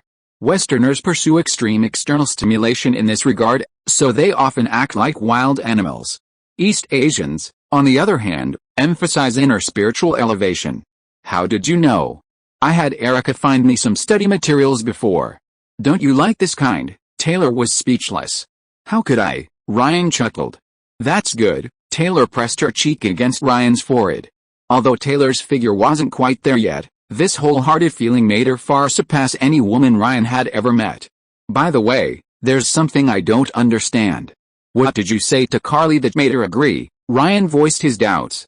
Taylor smiled slightly. I mentioned you deleting my songs, and that you're actually a very reliable man who wouldn't abandon Carly Klaus and would definitely take responsibility for her, so, that's why she agreed. Essentially, it's your doing. Take responsibility? What responsibility do I have for her? If you are listening to this novel on a channel other than Fanfic World, it means it was downloaded and re-uploaded without effort. We warmly invite you to visit our channel, Fanfic World. There you will find the original version of this story and many other novels of various genres. We look forward to seeing you dive into a world of incredible novels. Chapter 143 He really. I'm crying my eyes out. Still off, Faith put down her phone. I couldn't get through to Taylor either, Paula added. What are those two doing? Scott asked, puzzled. They hadn't been able to reach each other since returning home together last night. The statement had only just been released yesterday. It was still unknown whether the public had accepted it. Taylor instructed last night that she would come with Ryan today, but they haven't arrived yet. They're probably still at home, Taylor's assistant, Erica, said. What are they doing at home at such a crucial time? Carly Krause's mother asked, puzzled. Carly remained silent, having barely spoken all day. Paula and Faith exchanged a knowing smile, seemingly understanding something, but neither spoke. They couldn't interfere in their boss's private life. Just then, Ryan and Taylor finally arrived, walking in like newlyweds, arm in arm. Ryan helped Taylor directly to the sofa, where Taylor sat down. Sorry, I didn't realize the time, Ryan said with an apologetic smile. Scott shook his head and sighed. Youth is wonderful. What's the public's reaction now? Ryan asked as soon as he sat down. They cried, Paula said. Crying? What do you mean? Literally, they were moved to tears. Faith shrugged. Really? Ryan checked his phone himself. This is the truth. I told you, Ryan isn't that kind of person. Ryan has set an example for men all over the world. This is a true role model. The public has had enough of the boring gossip of celebrities, until the sun rises. In this evil and dirty entertainment industry, Ryan is truly a breath of fresh air. His inner self shines as brightly as his appearance. He's a man of integrity. Just as Carly Klaus said, what doesn't kill you makes you stronger. Ryan felt that whitewashing was no longer an option. It was shining white, dazzling white. The public had already distanced himself from the traditional entertainment industry. I'm afraid none of you know this, but Ryan's nightclub has already started double-checking with test strips at the entrance, not letting any drug addicts slip in. What? Even the top-tier nightclubs wouldn't dare do this, right? Of course not. Let alone a nightclub. Would Congress dare to do this? Others wouldn't dare, but Ryan would. That's what sets him apart. He's the hope of this rotten country. I have to check this out. I'm really curious what a nightclub without entertainment venues would be like. Where's Ryan's nightclub? Not only him, but the nightclub itself got a boost in publicity. Previously, Ryan's nightclub's fame was mostly limited to Florida. This time, the bad rooms will probably see even more visitors. Enough said. Since Ryan is so outstanding, I have to buy one of his clothes to show my support. Too expensive. I'll buy an EP instead. $2,000. Not bad. And Ye Yuan's is more expensive, and you can't even buy it. Anna Wintour liked the design, so the average price of $2,000 isn't high at all. Those who think it's expensive aren't actually the target audience. Ryan was a little stunned when he saw this. He had indeed instructed the Olsen sisters to double the price, but he never expected that clothes could be raised to clear inventory. Kanye West has already worn Ryan's clothing line. Photo. This is a practical way of showing support for Ryan. Justin Timberlake also wore it today and told reporters that Ryan's clothing line is very comfortable. No need to buy it. It's sold out. Only the smallest size is left. Sold out so quickly? Ryan was a little surprised. It had only been a few days since Anna took off her sunglasses, but he didn't expect such a strong reaction. As for the forum, it was a large scale. He really is. I'm going to cry scene. I want to marry someone like Ryan. No, I won't marry anyone but Ryan. Nikki, how many men like Ryan are there? Paris later brought her sister in too. Paris, not a single one. By the way, Ryan, I need to book a private room at the nightclub, long term. Ryan was curious about her looks and noticed she hadn't uploaded a photo. Later, With a forums ranking system launched, Ryan could pull all the acquaintances and high-level users into a small group. Anyway, this time I finally believe in love again. No way. Instead of believing in love, believe in Ryan. That's right, there's no Ryan in real life. Tall girl, when will Ryan's nightclub open in Australia? I'll definitely be there to support him. Do you want to go to the nightclub, or do you want to meet the person who owns it? Ryan chuckled. Abigail, I was wrong. I shouldn't have gone to Kansas. Florida State University gave me a scholarship back then. Golden girl, haha, what a bunch of idiots. Ryan has you all completely fooled. Are you blind? Or are your brains underdeveloped? Ryan frowned and muted her. To the others, her identity was just a numerical ID, 7,777. 3. Where did this lunatic come from? 5,555. Where is Carly Kloss now? Speaking of which, what exactly is the Christmas present Taylor mentioned that she and Ryan were offering together? Is it going to be big news? I know, Taylor will announce her pregnancy soon. What? Taylor is pregnant, already 3 months along. The child's name is Ryan Diadario. Huh? Where did you get this information? Ryan, don't spread rumors. As for what the Christmas present is, you'll find out soon enough. Having seen enough, Ryan closed the page. Everyone, you've done a great job. This PR battle went quite well. Ryan smiled at everyone in the room. If you all have nothing else to do, you can head back now. Paula, I know your family is in Nashville. You'll be working at the big machine from now on. As for Scott, you'll probably be traveling frequently between Nashville and Orlando. Keep in touch with Faith by phone. The three said goodbye to Ryan, who then began assigning new tasks, naturally related to the new song. After they left, only Taylor, Carly Kloss, and her mother remained in the office. Go to the finance department, she'll give you some cash. Ryan wrote a note and handed it to her mother. With Carly's mother gone, only Carly and Taylor remained in the office. Anyway, I really have to thank you this time, Ryan, and I will help you from now on. Taylor's legs were a little weak, and she waved to Carly. Carly walked over to Taylor and sat down next to her. Taylor looked Carly over and over, then suddenly suggested to Ryan, how about we make Carly a singer? I can give her a few songs, her voice might be. Ryan immediately shook his head. Even if she had the voice, Ryan wouldn't agree. If Taylor's song could sell 1 million copies, most others would have to cut their sales in half. That's real money. For Ryan, losing money is a loss. She still needs to focus on modeling, Ryan continued. Modeling is important too, of course. She should try different things, like you, Taylor said, seemingly having already decided. Anyway, it's just a few songs dropped from this album. Let her try, she won't lose anything, Taylor added to Ryan. Okay, Ryan nodded. Thank you, Taylor, Carly said slowly. You're the same age as my brother, so you'll be my sister from now on, Taylor smiled. Sister, Carly Kloss raised an eyebrow. Perfect, you're the same age as my sister too, she said somewhat shyly. Carly has one older sister and 2 younger sisters.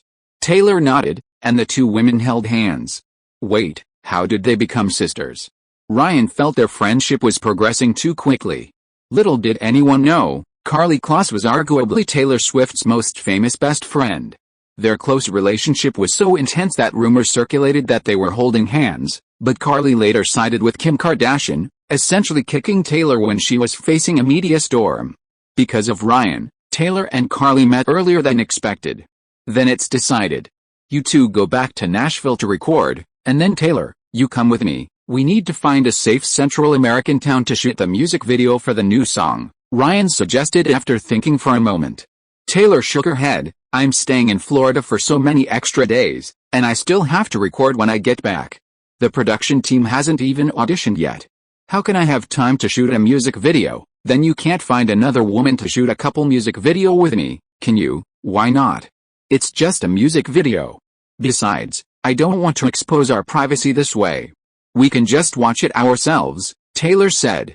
Then who should I find? Ryan frowned, unable to think of a suitable candidate. No need to find anyone, right in front of you, Taylor pointed to Carly beside her. What do you want me to shoot? Carly's eyes widened. You'll be acting as Ryan's couple, filming a vlog about your life as a couple. It'll only take 2 or 3 days, Taylor said. Acting as a couple, Carly's ears burned. I don't know how. What's so hard about that? You've been in relationships before, Taylor chuckled. But I've really never been in a relationship, Carly said, a hint of panic in her voice. Chapter 144 First Love.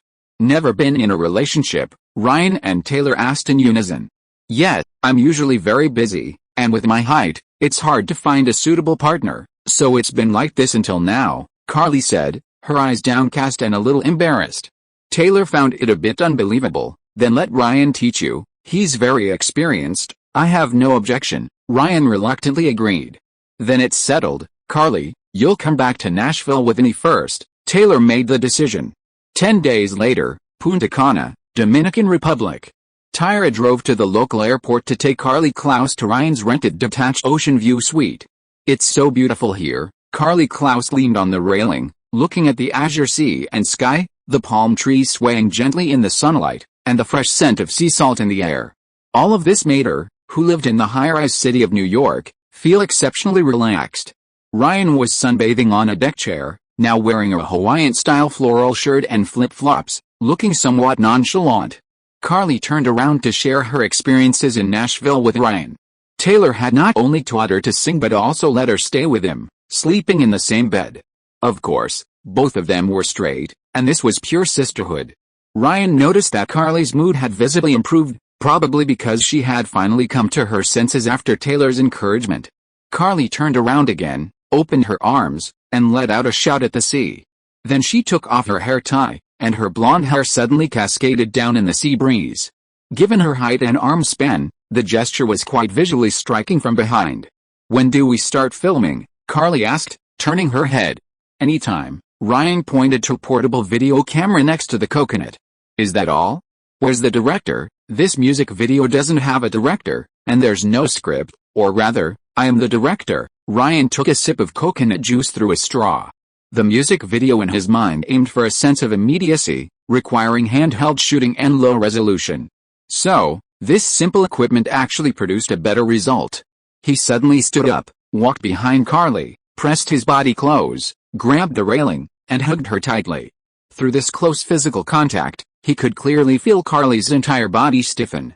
Imagine I'm your senior, a tight end on the rugby team, and you're an ordinary freshman girl who can't find friends because of your height. We just met this semester, bumped into each other in the library, and borrowed the same book. Our contact gradually increased. You came to watch my game with great excitement, only to find me getting close to a female cheerleader. You left heartbroken, and when you called me that night, you learned she was my sister. On a rainy night, I confessed my feelings to you, and you said yes. During the Christmas holidays, I invited you to Punta Cana for a vacation, and today is the first day. Are you feeling anything? Ryan asked softly. Carly turned her head slightly, her expression somewhat puzzled. What do you mean, it's over? Ryan was a little deflated. If Carly couldn't find the right feeling, the music video couldn't be filmed at all. Carly turned around and lay down on the recliner next to Ryan. Although I've never been in a relationship, I've noticed the light in Taylor's eyes when she talks about you, like this. She rolled over and lay face down on the recliner, staring straight at Ryan. Do you feel anything? Carly whispered. What do you feel? Ryan pursed his lips. As the sun set, Ryan rode his motorcycle with Carly Klaus on the back through the streets. This was Dominican Republic's most famous tourist city, with several five-star resorts and relatively good security. Ryan could ride his motorcycle around the city like an ordinary person. The wind made Ryan's shirt flutter, and Carly, behind him, loosely wrapped her arms around Ryan's waist, holding a camera in one hand, filming herself and Ryan. Do we look like a couple? Carly asked softly. We have to finish filming the music video within 3 days anyway, Ryan said. After trying for a while, they still couldn't get any romantic reaction, so they had to bite the bullet and start filming. Ryan parked the car at a semi-open restaurant, where they could enjoy the sunset. After parking, Ryan held out his hand. What? Carly didn't understand. Remember, the moment the camera turns on, we're a couple. Carly thought for a moment and then held out her hand, which Ryan then took. So this is what it feels like. Carly vaguely felt a warmth from his palm. It was a very subtle feeling. Ryan chose a seat near the edge, and the two sat facing each other. Ryan ordered a huge amount of seafood. It's so hot. Carly was so burned that the lobster slipped from her hand. Ryan proactively helped her open the lobster, holding a piece of meat in his hand and offering it directly to Carly's mouth. What? Carly looked a little embarrassed. The camera is still on, Ryan reminded her. No, just because the camera is on doesn't mean you can do whatever you want, Carly firmly refused. Open your mouth, it won't taste good if it gets cold. Ryan held his hand up like that, and after a few seconds of hesitation, Carly finally opened her mouth and carefully bit into the meat. Now it's your turn, Ryan put his hand down. What now? It's your turn to feed me, Ryan raised an eyebrow, thinking it best not to take advantage of the situation. Under the table, Carly suddenly kicked Ryan. Is that enough? Carly quickly pulled her hand back. You pulled your arm back too fast, let's re-record, Ryan said innocently. You're taking advantage of me, Carly vaguely realized something, but still did as she was told. Your expression isn't right, you should smile, let's try again, I'm telling you to smile, not cry, let's try again, and so, Carly reshot the feeding scene more than a dozen times, and the whole lobster meat ended up in Ryan's stomach. I feel like you're gradually getting into character, Ryan nodded. Under his guidance, Carly had finally found her groove. I haven't even eaten yet, Carly clutched a crab leg in her hand. Ryan picked up the DV camera, his expression suddenly freezing, then he slowly raised his head. Out of focus, we have to re-record. Carly's crab leg swung directly at Ryan's face. Ryan dodged it by tilting his head. The next morning, Carly was woken by a knock on the door. She opened it sleepily and saw Ryan standing there in his CK underwear. Carly screamed and tried to close the door, but Ryan had already reached in first. The wake-up shot is essential, Carly heard Ryan's voice through the door. This should be fine, Ryan checked the footage. He was now embracing Carly Klaus, just like he had embraced Taylor when she woke up that morning. But this time, the person he was pinning down wasn't Taylor. One more shot, no, Carly's words trailed off as Ryan leaned down. In that instant, Carly wished she had hidden a dagger under her pillow. In the nick of time, Carly closed her eyes tightly and pursed her lips, ready to fight to the death. But she didn't receive a forced kiss. Carly clearly felt Ryan very close to her, his cheek almost touching hers, yet there was always a slight gap. A camera trick? Carly opened her eyes curiously. She had initially thought this bastard would take advantage of her. She had heard about the experiences of those video girls, which, to put it bluntly, involved using their bodies to get ahead. Carly's mind flashed back to what Taylor had once told her. Ryan is someone you can rely on, he won't abandon you, at least, he had some principles. Carly thought. At this moment, Ryan had straightened his back. He was actually in a state of virtual straddling Carly, but there was a blanket between them, so there was no direct contact. I wasn't ready just now, Carly said in a panic. One more rehearsal, sure, Carly glanced to the side, avoiding Ryan's gaze. Ryan leaned down again, and this time Carly didn't seem too resistant. Hold me, okay, Carly raised her arms and gently placed her hands on Ryan's back. The moment they touched, her hands trembled slightly, as if she'd been electrocuted. Hold me tight. Not that you put your hands on it, Ryan reminded her. Like this, Carly did as he was told, this time holding him noticeably tighter. Ryan pressed himself against Carly's body. Carly could even feel a faint resistance from a certain spot, like a cylindrical stone. She immediately realized what it was, her heart pounding and her blood pressure rising. Can you feel it? Ryan whispered beside her. Yes, Carly said shyly, her eyes closed. What does it feel like? Like melting cheese, Carly brought her legs together and whispered. Chapter 145 Surrounded by Stars. The next day, when they went for a drive, Carly had clearly adapted to her role. She sat on the back of the motorcycle, her arms wrapped around Ryan's abdomen. With a slight bumps, Ryan could feel the friction against his back from their close contact, a satisfying pushback sensation. We're here. Ryan, pull over to the side of the road. It was a secluded beach, the fine sand turning grayish-white in the sunlight, contrasting beautifully with the sapphire blue sea. Carly got off the motorcycle and ran to the beach. She was only wearing Ryan's shirt over a bikini, the hem of the shirt barely covering her buttocks, revealing her long, snow-white legs with smooth, delicate skin as she ran. Women naturally appear taller, and her legs were almost perfect. Being a natural model, straight, slender, and long, she was arguably even more stunning than Taylor. Ryan raised his DV camera and recorded her graceful figure in the sunlight. Carly approached, grabbed a handful of sand, and tossed it directly at Ryan, looking exceptionally happy. "Try this," Carly offered Ryan a piece of food. "Not bad, now it's your turn to feed me," Carly smiled, quite proactive today compared to her resistance yesterday. Ryan handed her the food, and Carly slurped it down in one gulp, accidentally sucking on Ryan's fingertip. "You're taking advantage of me again," Carly teased, but a smile remained on her face. That evening, Ryan and Carly watched a local bonfire dance performance. The firelight illuminated her face, and with the movements of the locals, her expressions shifted from curiosity to joy, from wide grins to chuckles. The little girl's liveliness was vivid and lively in that moment.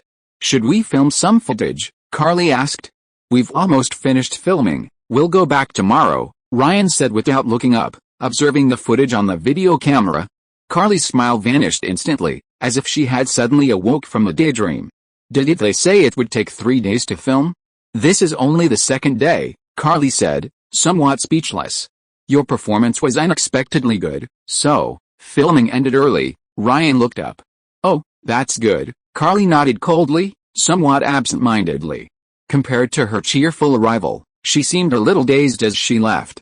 Sitting on the plane, she turned her head, looking out the window, the city scenery gradually shrinking in her pupils. "Go back and work hard, don't let those negative rumors affect you," Ryan reminded her, sitting next to her. "Okay," she didn't know if she had listened. Ryan had already instructed Faith not to interfere with Carly anymore, and not to favor Elena excessively, to maintain fairness, and to let the capable rise. "I'll transfer schools while I'm at it." Ryan thought of something else. "No matter which school I transfer to, I'll inevitably be talked about, so I've decided to temporarily suspend my studies," Carly said, explaining her plans. On the way back, Tara, who had just finished work, brought up another matter. "By the way, I contacted Teresa, and she declined," Tara said. This was a task Ryan had given her, to keep in touch with Teresa. "Then add more money," Ryan said, turning the steering wheel. Teresa was a little better than Daddario before, at least she played named characters instead of bit parts, but not by much. First, the films themselves didn't pay much, and she only made a few a year, so her monthly salary wasn't high. And since she was Australian, alone in America, and wanted to go back to university, she definitely needed money. Back in the office, Ryan first contacted Teresa, asking her to handle the editing of the "I Need Your Love" music video. Then he called Scott. "We can start radio promotion for the new song in the next few days," Ryan said. "Ryan, I suggest we postpone the new song release for a month, saving it for early next year. Firstly, Where Are You Now was just released recently, and secondly, the competition is too fierce right now. Besides Britney Spears and Beyoncé's new albums, Kanye West is also releasing a new album this week, and I heard Carly Clarkson has a new song too, plus Lady Gaga. So many A-list stars have new releases, I suggest we avoid the limelight for now," Scott said hesitantly. "No need," Ryan replied nonchalantly. He had gotten another new song through Déjà Vu while working out. The déjà vu was becoming more and more frequent, and perhaps another new song would be released next month. Although releasing singles so frequently was indeed a waste of resources, he could handle it. "I understand, I'll start arranging it now," Scott said, hanging up the phone. Ryan searched online for news about the celebrities Scott mentioned, and also listened to Kanye West's newly released album, 808s and Heartbreak. Kanye West's Stronger from last year's album sampled the dubious punk track Harder, Better, Faster, Stronger, perfectly blending rap and electronic music, earning him a Grammy nomination in 2008, where he performed live alongside dubious punk. He himself debuted as a producer, and his use of sampling is nothing short of divine, winning 3 Grammys in 2005. Calling him exceptionally talented is no exaggeration, especially considering he's a graduate of Confucius Temple Primary School. After listening to a few tracks, Ryan clearly felt a strong shift in Kanye West's style after completing his academic trilogy. As a hip-hop artist, Kanye heavily incorporated auto-tune into this album, giving his voice a mechanical, distorted feel, while the drum beats used Roland 808, which he even used as the album title. Several songs on the album have incredibly catchy melodies, coupled with his signature sampling skills and experimentation with various electronic music elements. At its core is a sense of sadness. Not long ago, Kanye West's mother tragically passed away during a cosmetic surgery accident, and he channeled his grief into creative inspiration, resulting in this album. From any perspective, this album can be considered a culmination of Kanye West's accumulated experience. And this is just one of Ryan's competitors. Not only is Lady Gaga chasing after him, but Beyoncé stands as a formidable mountain in his path. The latest issue of Rolling Stone has named Single Ladies the Song of the Year, with many critics considering it Beyoncé's best single and declaring that the possibility of releasing another single like it is absolutely zero. The song also achieved the highest weekly digital music downloads, reaching 382,000.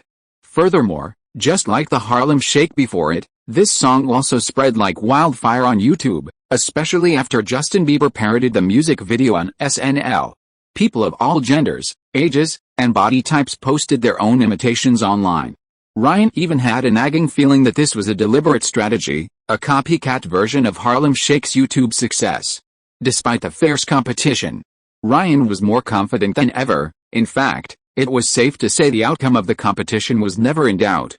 After a tense 3-day pre-release period, Ryan and Taylor's collaboration single, I Need Your Love, was officially released. Chapter 146 Meeting at the Summit. Beyoncé, New York. On a luxurious and spacious terrace, a black woman is being interviewed by Rolling Stone magazine. I'm so honored that Single Ladies is Rolling Stone Single of the Year, Beyoncé smiles at the reporter. During a break in the interview, Beyoncé picks up a bottle of water from beside her. At that moment, her PR manager, Yvette, approaches and shows her the latest Billboard chart. These newcomers are really making waves, Beyoncé remarked, glancing down and then expressing surprise. Ryan really thinks she owns Billboard? She's released several singles already, Beyoncé's father complains from the side, having just heard the news himself. He is currently his daughter's manager and works closely with her. Although I Need Your Love didn't debut at number 1, it did debut at number 2, and its popularity points, the basis for singles chart rankings, were very close to Single Ladies. The public outcry had subsided, and the young couple's image remained unaffected. The release of this single could be seen as a natural progression, with all the publicity revolving around their relationship. Beyoncé reflected on the news she'd heard about Ryan Reynolds over the past 6 months. She'd first heard the name about 6 months ago, through a video of Harlem U rocking out online. At the time, the name didn't leave as strong an impression as the quirky song. But after Ryan's Wake Me Up was released, Beyoncé realized she'd greatly underestimated his talent. The song was refreshing in every way. Then, just like the title of his new song Unstoppable, and more recently, Where Are You Now, he completely transformed, moving closer to the traditional pop music market. He rose to prominence at lightning speed, posing a significant threat before she could even fully process it. No one knew if Ryan's collaboration with Taylor Swift would surpass her in the popularity polls next week. A strong sense of crisis filled Beyoncé's heart. Are any bet radio stations playing Ryan's new song? Beyoncé asked her father, Matthew. No, people haven't played that kind of noise-like music much before, and now it's your new album release period, so everyone's been very united and hasn't played that brat's new song, Beyoncé's father, Matthew, said. What about MTV and VH1? Your music videos will still air during prime time, but those two stations won't completely block Ryan's news. What's left of the promotional plans? Beyoncé then looked at her PR manager. The L'Oreal endorsement, the YouTube parody video contest, the tour announcement, and the promotion for the Cadillac Records movie, the PR manager said.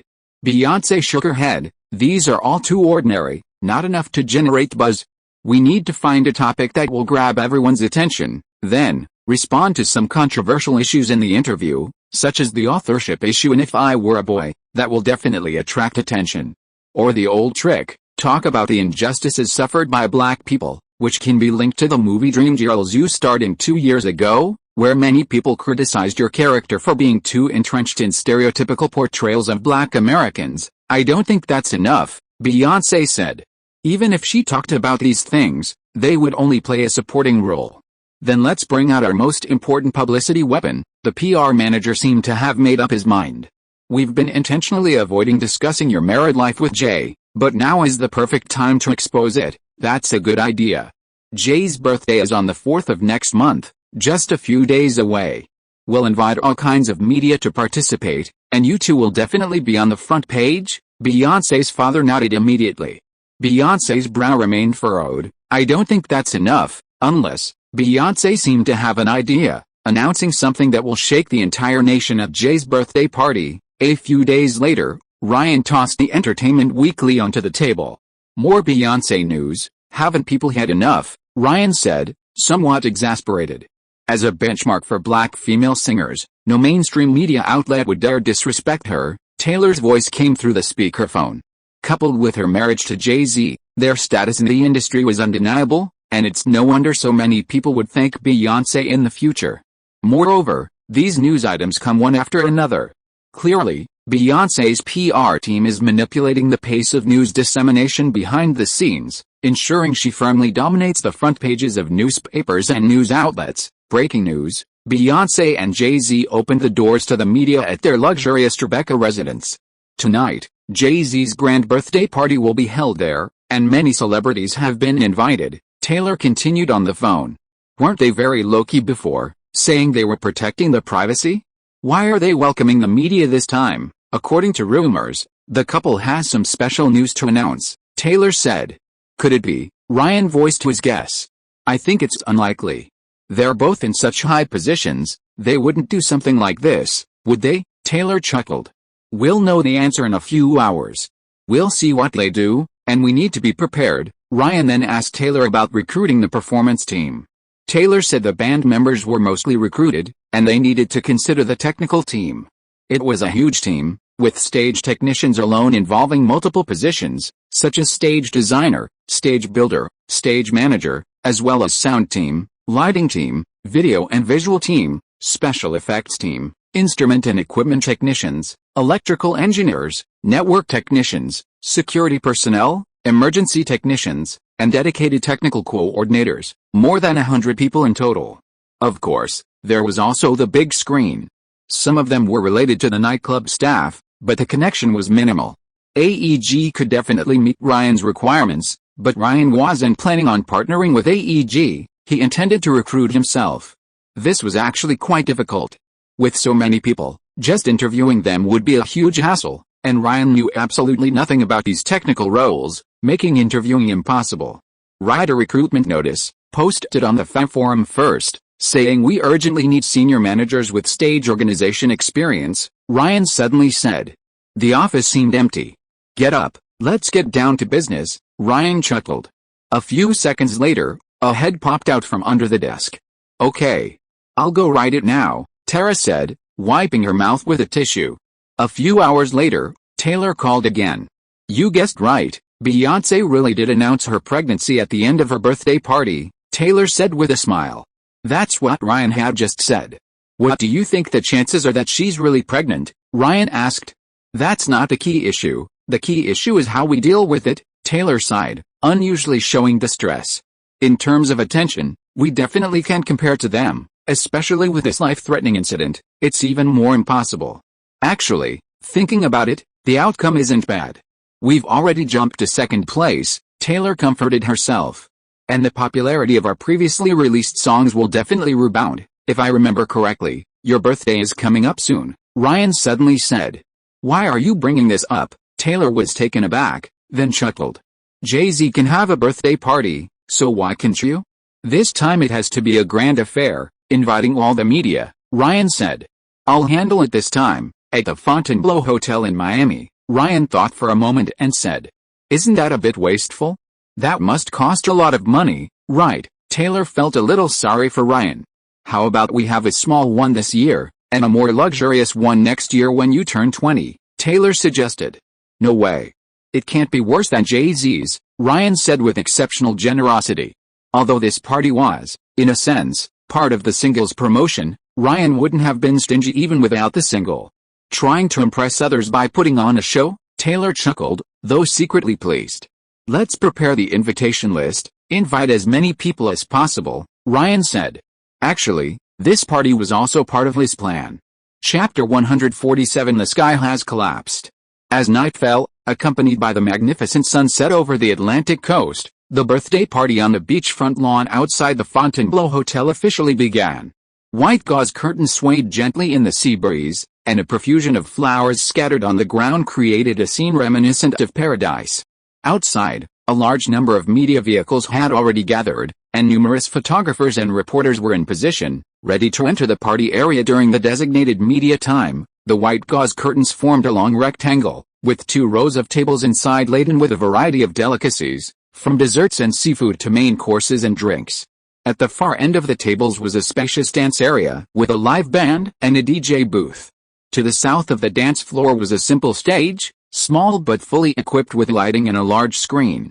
Above the stage hung a huge 19 balloon, signifying the theme of the party, Taylor Swift's 19th birthday party. Starting at 4 in the afternoon, guests began to arrive, and by now all the guests on the guest list had arrived. From DJs Ryan New to Taylor's friends, everyone was invited, bringing the total to nearly 100 people. There were also some uninvited guests.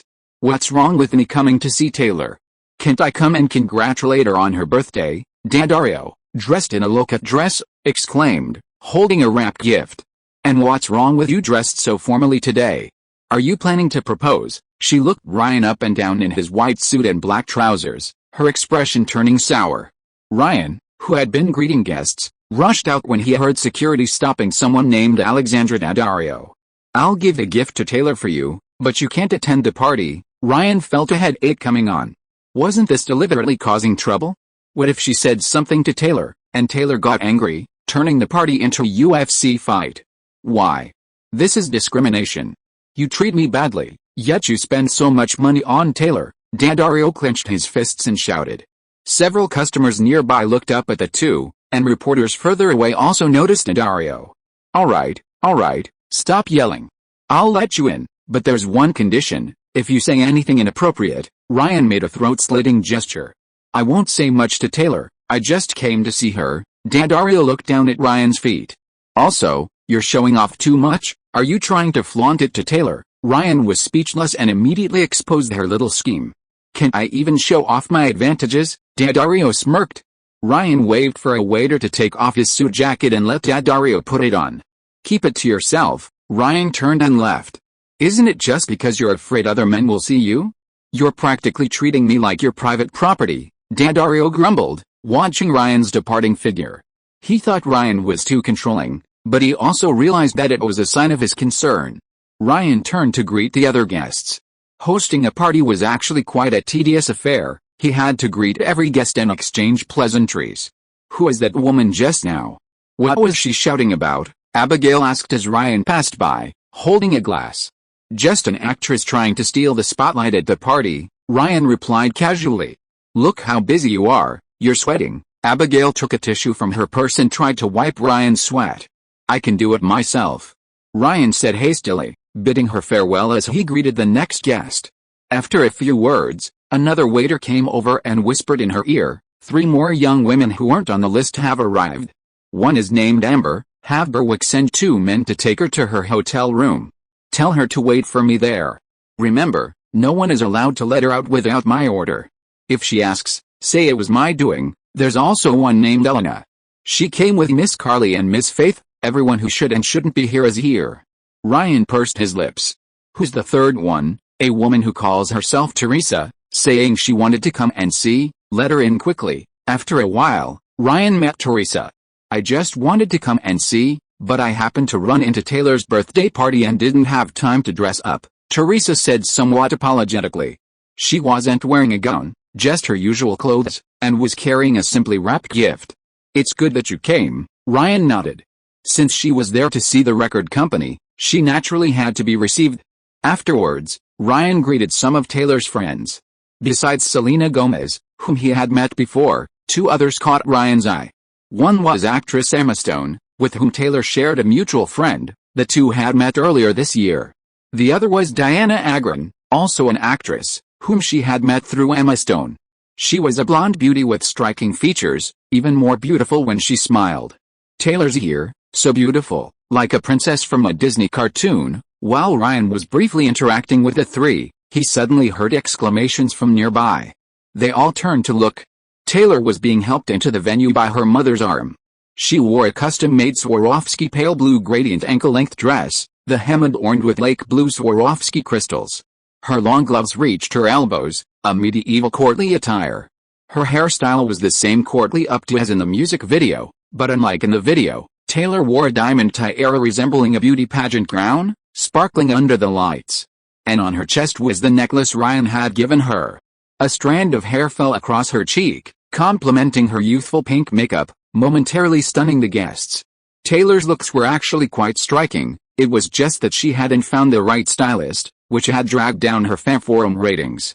Before Ryan could even react, a group of women surrounded her. "Darling, you look so beautiful today," Abigail said, leaning in. "So dazzling, my eyes are dazzled," Selena said, lifting her skirt. "I'm so happy for you," Emma Stone smiled. "Ryan will definitely love it," Carly chimed in. "Sis, you're dressed way too formally."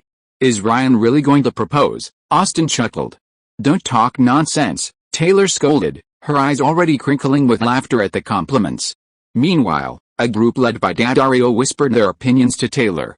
"You know, all those crystals on it, how heavy must they be? Seriously, don't they get tired?" Daddario muttered. "When will I ever be able to wear something like that?" Austin said enviously. "I wouldn't dare dream of that," Elena shook her head. All three had been involved in Ryan's music video to some extent, but this was their first time meeting. They looked at each other. 16, Austin said. 17, Elena frowned slightly. "I'm 18, Daddario said, sizing up the other two. Without a word. The three immediately realized that the other situation was probably similar to their own. Next came the cake-cutting ceremony. The mountain-like cake was slowly pushed to the center of the dance floor by two waiters. Ryan and Taylor cut the cake together, and then everyone danced on the dance floor. A live band played orchestral music, but unfortunately, most of the attendees were young people, and participation wasn't high. Ryan, however, had a brilliant idea. He acted as a DJ. When the familiar electronic music played, the young people immediately switched gears. Even Taylor couldn't escape it, dancing in her skirt. The atmosphere was truly lively. 2 hours passed in the blink of an eye. Seeing that everyone had had enough fun and was tired, Ryan asked the waiters to let the reporters in. Now came the main event. Ryan snapped his fingers, and 7 or 8 female hotel staff members, dressed in uniforms and wearing gloves, each carrying a black lacquered wooden box, entered the venue. Ryan opened them one by one. The inside of each box lid was printed with a corresponding brand.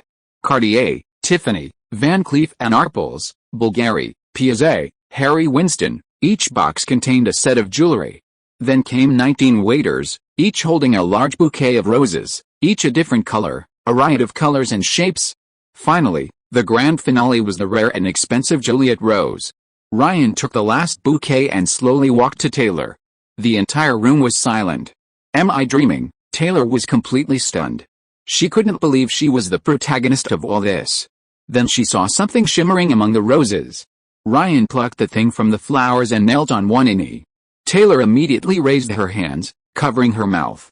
Not only her, but many of the women in the crowd were also stunned. Even Therese, whom Ryan hadn't told anyone beforehand. The camera flashes went off wildly. Tears streamed down Taylor's face as she immediately extended her left hand. Ryan took her hand in his left and slowly slipped a ring onto her ring finger with his right. Cheers and applause erupted throughout the hall. The most bewildered were undoubtedly Taylor's parents. Ryan's secrecy had been impeccable.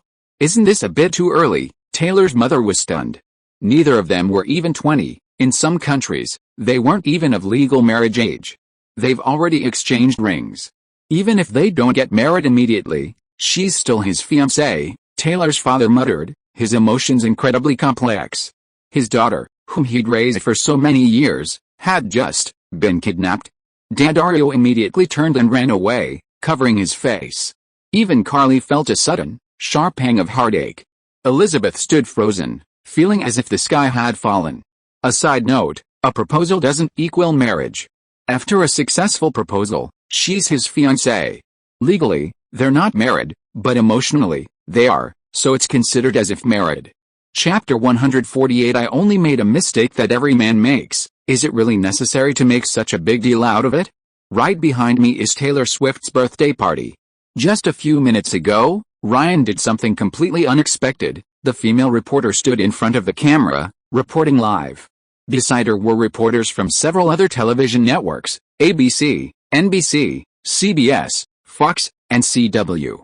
The events at the birthday party were broadcast as breaking news across America via television and the internet. Inside the venue, the guests' applause was thunderous. Taylor and Ryan embraced, sharing a passionate kiss under everyone's gaze. Taylor's enormous diamond ring on her left ring finger was particularly striking under the lights. The diamond was cut in a rectangle with several small, angled facets on all four sides. The diamond itself was over 10 millimeters long and 8.5 millimeters wide, slightly wider than Taylor's slender ring finger. With just a slight movement, the diamond refracted several rays of light. The exaggerated radiant effect seen in cartoons was not an exaggeration at all. That was so sudden. Terry was a little dazzled by the flash of light, but she also felt that Ryan had acted impulsively. Firstly, they need publicity, and secondly, their relationship has reached this point. Ryan can be said to have been very decisive. Faith, who was next to her, held a completely different opinion. Faith turned her head to look at Terry beside her, seemingly noticing something, and a strange smile appeared on her face. Shouldn't you be happy? Are you uncomfortable that Ryan proposed to another woman? No, I'm not. Terry quickly shook her head and denied it. I just think they are still too young. On the other side, Taylor's friends, after their initial shock, looked at the huge ring on Taylor's hand with some envy. Taylor's luck is too good, isn't it? Selena whispered. She must have saved the world in her past life, Emma Stone sighed. And more than once, Diana added. Then all three of them looked at Ryan, and they all felt a little itchy. Compared to Ryan, other men in the entertainment industry were simply rotten to the core. Then they were a little troubled. Why did he have to propose to her? The party ended perfectly with a kiss between the two. Taylor was already sobbing uncontrollably, wiping away tears with tissue after tissue, her makeup ruined. From now on, your name is Taylor Rivers, Ryan said, wiping her tears. Okay, Taylor nodded emphatically, then hugged Ryan tightly, unwilling to let go. If it weren't for having to greet departing friends and guests, she probably wouldn't have let go all night. That's great, I wish you both happiness, Austin smiled at Ryan, though the smile was somewhat forced. You too, Ryan nodded. Then Austin felt she should leave Florida. After this departure, she would never set foot on this land again. Want to skip work? Are the clothes sold out? I only gave you 1 day off, Ryan said seriously. Austin let out an we'll talk about it when you get back. She turned to find her two sisters. Ryan looked around but didn't see Daddario. When Ryan pulled out his phone, he saw a text message from Tara, saying that she had taken Daddario back to her room because she was too emotional. Unexpectedly, Tara had come in handy at this crucial moment. Ryan then looked up and met Carly. You need to be nicer to her, Carly glared at Ryan. Did she really treat her like an older sister? It's none of your business, you have no manners, Ryan scolded her. Carly snorted, turned, and left with Faith. As for Elena, she only exchanged a glance with Ryan, said nothing, and left with Faith. Late at night, Ryan, his hair not completely dry, returned to his room from the gym inside the Fontainebleau Hotel. As soon as he entered, he saw Taylor's parents sitting in chairs, Taylor's younger brother standing beside them, and Taylor trying on several sets of jewelry Ryan had given her in front of the mirror. How can I have children now? I'm not even grown up myself yet, Taylor muttered, turning away immediately when she saw Ryan enter in the mirror. Hubby, you're back. You must be exhausted from the gym today, she walked over quickly, saying with a touch of tenderness, and gently stroked Ryan's hair. The proposal was successful, so naturally, the way she addressed him had to change. Her parents were long forgotten, now, only her fiancé mattered. Ryan greeted his parents proactively. In the West, when introducing their son-in-law, they always call him my son, so they were considered family. Ryan, you've given us all a wonderful surprise today. Taylor's mother walked over and gave Ryan a hug, followed by Taylor's father. To be honest, before today, I would sometimes wonder about your motives for acquiring the large machinery business, but today, you showed me your responsible side as a man. From now on, Taylor is in your hands. Taylor's father, Scott, patted Ryan on the shoulder. Ryan immediately declared that he would make Taylor a happy woman. To outsiders, acquiring the large machinery business seemed like saving Taylor, but the parents knew the truth perfectly well. If it were just a simple business collaboration, like Scott's case, the difference would be merely a matter of how much money was made. But when emotional factors are involved, the nature of the relationship is completely different. The couple naturally wondered if Ryan was using their daughter as a money-making tool. toying with her feelings. This was a thorn in their side, and if Ryan's subsequent actions confirmed their suspicions, they would be the first to object. For Ryan, it wouldn't just be a matter of being disgraced. Despite Ryan's current success, she was actually walking on thin ice. One wrong step and she would be plunged into an abyss. Her parents were not easily fooled, unlike their daughter. Now, Ryan had taken the initiative, completely dispelling their concerns. This was the fundamental reason Ryan proposed. The song promotion and creating a big news story were merely triggers. "My sister has many flaws, you have to be lenient with her," Austin chimed in, almost crying. "Nonsense, I don't," Taylor tapped her brother on the head. "So, the wedding date?" Taylor's father said gravely. "We just consulted Taylor, and she feels that she should focus on her career for the next couple of years. So, you might have to wait a little longer." "Is that all right?" Taylor's mother smiled and spoke cautiously. The couple naturally favored their daughter's opinion, fearing that Ryan might not agree. As her fiancé, "It's no big deal for me to make some sacrifices for Taylor's career development," Ryan immediately said, expressing his indifference. Everyone was happy. "All right, we won't disturb your time together any longer. We'll talk about the details tomorrow," Taylor's father said, seeing that it was already late, leaving the rest of the time for the two of them. Taylor saw her family off, closed the door, and turned around to see Ryan taking off his clothes, some sweat stains still remaining on his light-colored sports t-shirt. "Let me do it." Taylor immediately went over, subconsciously imitating her mother's mannerisms from her memories. Daughters resemble their mothers, this is true everywhere. Taylor's mother became a full-time housewife after getting married, and in fact, deep down, Taylor also had a traditional wife side, but it was hidden. If Ryan hadn't proposed, this side of her would have remained hidden until it was eroded by another mindset, at which point she would have truly become a childless cat-loving woman. "Are you hungry?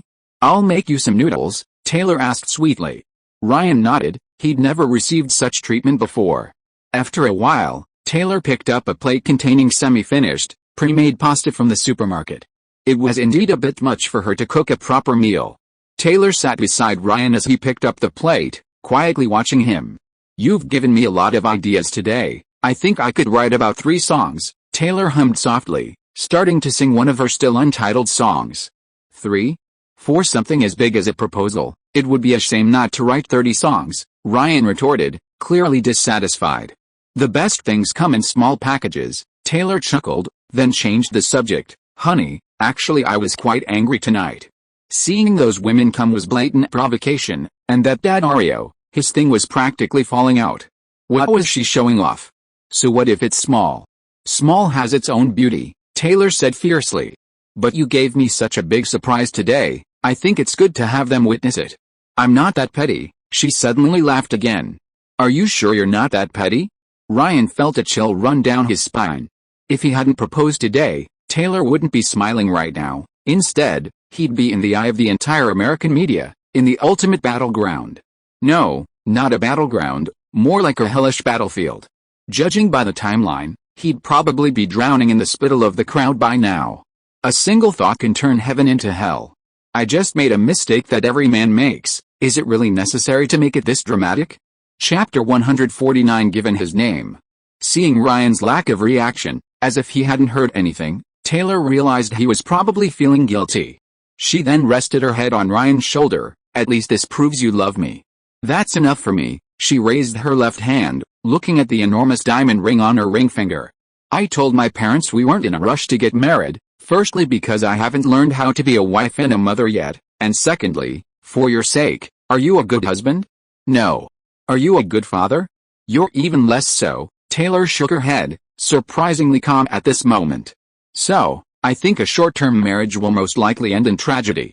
You and I both need time to adjust to each other's new identities. During this time, you can do whatever you want, date whichever woman you want, play however you want, including the women here today.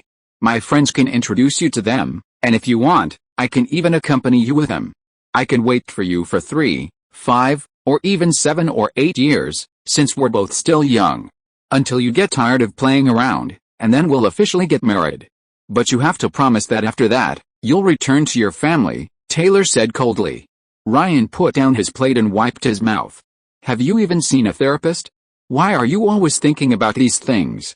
You're the only one in my eyes, and always will be. Ryan opened his arms and pulled his fiancée into his embrace. I have, and I've thought about it, but I just can't accept it, and I can't understand it, Taylor complained. The more I love you, the less I want you to be with other women. In an instant, tears welled up in Taylor's eyes again. So, that's why I came up with this compromise. She buried her head in Ryan's chest. Darling, I can't confide in anyone about this. I'm afraid something like what happened before will happen again. I've already put the ring on, and I don't want to take it off. She looked up, her pitiful expression revealing her most vulnerable side to Ryan. For Ryan, whose fame had grown rapidly thanks to the power of déjà vu, and whose ambition had swelled to an extreme, this wasn't a choice. I'm right here with you now, and I'll always be here with you, until you die, or until I die. If you die, I don't want to live either. Taylor looked up, her tears turning into a smile. That night, Ryan held Taylor as they fell asleep. Taylor curled up in bed, her right hand constantly fiddling with her large ring, clearly exhausted. She fell asleep quickly that night. The next morning, just as dawn was breaking, he said he'd be there soon. Tara glanced at her phone. Daddario nodded, immediately pretending to burst into tears, and opened the window, striking a resolute pose as if he were about to jump. When Ryan entered the room, he saw Daddario lunging towards the window, with Tara clinging tightly to his waist. Let go. I can't live anymore. I'm jumping right now, Daddario cried out in a pitiful expression. Why do Westerners do this too? Ryan sighed. Tara, let her go, let her jump, Ryan said, immediately realizing they were acting. If they were going to jump, they would have done it last night. There was no need to wait for him. Tara dared not disobey Ryan's command and immediately released her grip. You, Daddario, still clinging to the window, hesitated for a moment. Being a trained actress, she reacted quickly, glaring at Ryan as if to say, how could you do this to me? Yet, if I really jump, you'll be relieved, she said with a bitter laugh. You liar. You've been lying to me from beginning to end. You played with me and then just threw me aside, didn't you? Did you even consider my feelings? Have you forgotten what you said to me? Do you even care about me? Did you ever care about my feelings? You don't love me at all. A tear rolled down her cheek. Of course I love you, but I had no choice. Ryan shook his head and walked towards Daddario. Still lying to me? All right, stop crying. Ryan hugged her and comforted her. Daddario punched Ryan's chest a dozen times in a row. It made Ryan cough, though he mostly pretended. Serves you right, Daddario glared at him, then hugged Ryan back. Tara, watching Daddario, sighed inwardly. Why bother? Since you knew the answer, why couldn't you just leave? Wasn't this just asking for trouble? But what she didn't know was that when faced with an unacceptable ending, humans subconsciously seek compromises. If this method allowed her to maintain the status quo, or even gain some benefits, she would definitely choose it. This kind of thing happens all the time. I want a huge diamond ring. I want you to kneel before me in front of the whole world. Daddario grabbed Ryan's clothes, determined not to let go until he agreed. Go back first, Ryan patted her back, instructing Tara. Buy her the fastest ticket back to Los Angeles. I'm not going back. I haven't congratulated Taylor on her marriage yet. I'm not married yet. You can congratulate me when I'm married. Does it matter? You're both powerless anyway. Her pregnancy was your fault, right? She smiled. Are you done yet? I have a ton of things to do. Ryan was getting impatient. You get impatient when I talk to you, huh? Don't drag her into this all the time. I want a diamond ring. If you don't give me one, I'm not leaving today. We'll see how you behave. If you're obedient, we'll buy it. I want a big one. Bigger than Taylor's, I said. We'll see how you behave. Ryan finally relented slightly. That's more like it, Daddario smiled. After Ryan left, Daddario's expression changed abruptly as he faced Tara, turning icy. Buy me a first-class ticket, and get me some food. You need to treat me like you would that woman. Daddario adopted the demeanor of a mistress. He was seething with anger, unable to vent it on Taylor or Ryan, so he could only take it out on Ryan's men. Meanwhile, Ryan arrived at another floor. Upon exiting the elevator, he saw that the room corresponding to the number Barrack had sent was unguarded. Clearly, the guard had gone to rest early last night, and no one had come to relieve him. His men were human too. Even Barrack, at best, was just a security captain, and it was impossible to expect them to have the discipline of soldiers. Ryan retrieved his room key from under the flower bed diagonally opposite, entered the room, and found a woman lying on the bed, seemingly asleep under a blanket, her clothes neatly folded beside her, including her underwear. Ryan approached and sat directly on the edge of the bed. The woman in bed awoke, brushing the blonde hair from her face. When she saw Ryan, she wasn't angry at all. In fact, she greeted him. "Good morning. What time is it?" Amber yawned nastily. She knew Ryan's intention in locking her here, but acted indifferent. "What's wrong? Instead of finding a fiancé, are you here for a morning workout?" She sat up, a seductive smile on her face, leaning against the headboard, then kicked Ryan twice with her legs. "You're afraid to look at me." Amber was naked, the blanket slipped off her body, and the rising sun outside bathed her slender frame in a soft, orange-yellow morning light. Despite being 172 centimeters tall, Amber's limbs and torso were incredibly slender. At one event, Gal Gadot stood next to Amber, and from behind, Gal Gadot appeared as a broad-shouldered, muscular woman, even though she was a former beauty queen. Moreover, Amber's skin was fair and delicate, coupled with her sleepy and languid appearance. If Ryan didn't know her, he might have been interested. But now, even if she were to pose in a V-shape, Ryan wouldn't give her a second glance. Some women can't be rushed, some women can't be hastily treated. "Come here, little darling, come to mommy. I'll make sure you have a wonderful morning, I'll make sure you're well fed." Amber snuggled into Ryan's arms like a fish. Then Ryan pushed her away, and she fell to the ground. "You hurt me, mommy fuck, really? I'm so sorry, I'm a little unavailable right now. I'll talk to you properly when I get to Los Angeles, I promise." Ryan smiled, gently lifting Amber's chin. He was certain that Amber wouldn't let things go so easily and was definitely up to no good. There might even be a camera in the room. Ryan didn't intend to alert her at this moment, but rather to play along. "Oh, I'll wait for you, darling.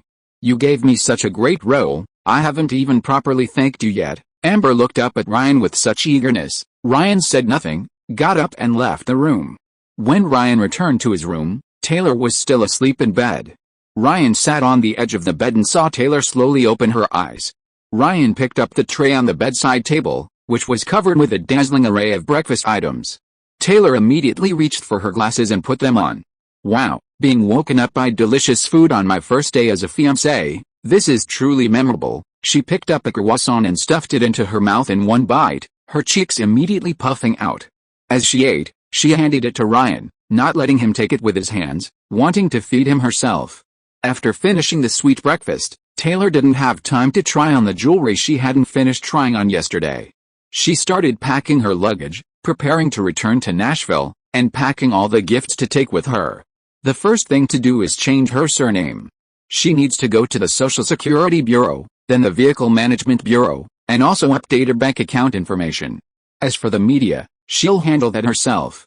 Ryan turned on his computer and was surprised to find that Taylor's name on a certain encyclopedia page had already been changed. She was now called Taylor Swift Rivers. A group of yesterday's guests had already left, and the rest would be leaving Miami today. Ryan saw them off in batches until the afternoon, when Tara went to check out. Two men stopped Ryan in the lobby. One of them, dressed in a suit, introduced himself as the manager of the Fontainebleau Hotel. He first asked Ryan if he was satisfied with the venue for the event, and then the man standing next to him followed up. "Would you be interested in participating in this year's Victoria's Secret fashion show?" the man asked immediately. Chapter 150 Advanced Spider Cave. Here's the thing, the Victoria's Secret fashion show will be held soon at the Fontainebleau Hotel, specifically on the ocean lawn where Ms. Rivers just had her birthday party in Taylor. Workers have already started setting up the stage, the man explained. He added that, strictly speaking, since they weren't married yet, she should use her maiden name, but there are exceptions, like Amber Heard, who used someone else's surname. California now allows marriage in this situation, meaning she also used a maiden name before marriage. This is my business card. Although the guest list is mainly decided by the marketing, public relations, and brand creative departments, our event planning department also has a responsibility to make recommendations. "Mr. Rivers, would you be interested?" He handed over an elegant business card. What a coincidence. Ryan took the card and saw the title Event Planning Department Manager. Speaking of which, The Victoria's Secret fashion show was a world-renowned top-tier spiderweb cave, essentially similar to the late-night lingerie commercials Ryan had seen on TV as a child. Those so-called Victoria's Secret angels were just lingerie models. It's no wonder Americans are so good at marketing. Victoria's Secret initially just sold lingerie. In the mid-1990s, they suddenly discovered that their telephone sales catalogs were selling incredibly well. These catalogs were essentially promotional leaflets, priced very cheaply. Housewives would buy them, find styles they liked, and then call to order. This revenue once accounted for a third of Victoria's Secret's income. After investigation, Victoria's Secret discovered that the buyers weren't housewives, but men. These men weren't buying them for their wives, they were using them as playboys. So, the head of marketing at the time had a brilliant idea: leverage this eyeball effect to promote the brand, and thus the Victoria's Secret fashion show was born. Don't underestimate lingerie just because it's made of a few pieces of fabric. The price is high, meaning the profit margin is very high. Victoria's Secret's parent company was a publicly traded company with deep pockets, allowing them to go all out, signing top models in the fashion industry at the time. This made Victoria's Secret an instant success, and within a few years, it became the most well-known lingerie brand in the United States and even the world. In a sense, Victoria's Secret and its models are mutually beneficial. Victoria's Secret brought top models, who usually only appear at the 4 major fashion weeks, into the public eye, and in turn, Victoria's Secret's annual revenue and market share have soared under the spotlight of these angels. In recent years, Victoria's Secret has continued to use this business model and has been growing rapidly. Supermodels consider walking the Victoria's Secret fashion show a symbol of status, given the extremely high signing bonuses. Correspondingly, corruption has begun to breed within Victoria's Secret, with extramarital affairs involving sexual favors to high-ranking officials becoming increasingly common, and groping and taking advantage of others becoming commonplace.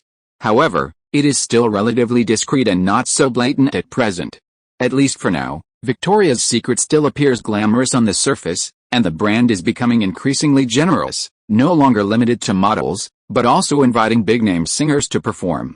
Euphemistically called entertainment-oriented, last year, the lead singer of the Black Eyed Peas performed the opening act, and a few years later, a host of popular stars, including Taylor Swift, have performed live.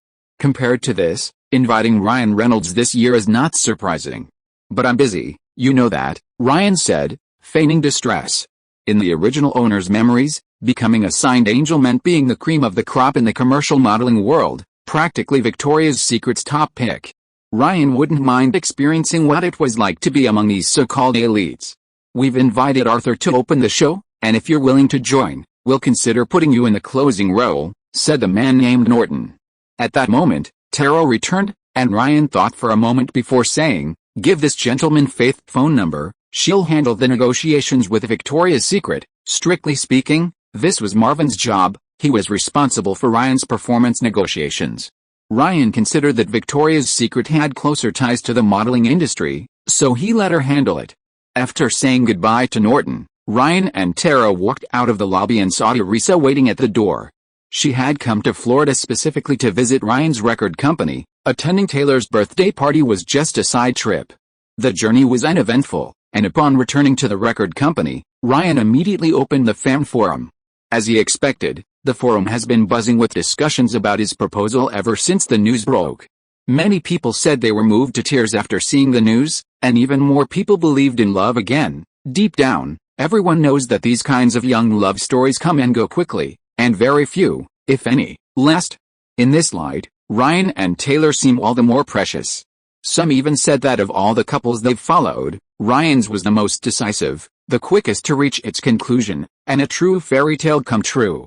Not only on the forum, but also outsiders were moved by Ryan's actions, including many men, even those in their 30s and 40s. These people, knowing all too well the attitudes of celebrities, only highlighted Ryan's uniqueness.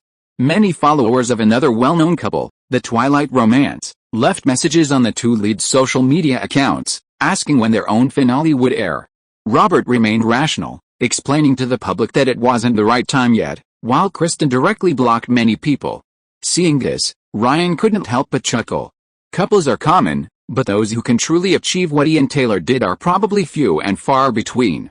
The CP couple, Trend was divided into before and after its own proposal, and everyone who entered this trend afterward would likely be questioned, can they do what the art did? Even more exaggeratedly, this trend might disappear, because public expectations have exceeded the scope of what actors can perform. Driven by this perfect fairy tale ending, the duo's collaborative single I Need Your Love topping the charts seemed inevitable. Although Beyoncé and Jay-Z also made headlines, a married couple having a child seemed somewhat ordinary compared to TR's fairy tale. Another piece of good news awaited Ryan. Boss, the renovation of the private rooms is almost finished, and we can welcome our first guests tonight. Are the high-end drinks ready? Ryan asked. Sean nodded.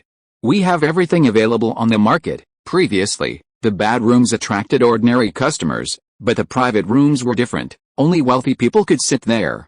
Should we set a minimum spending requirement? Sean asked. Of course we have to set a minimum charge.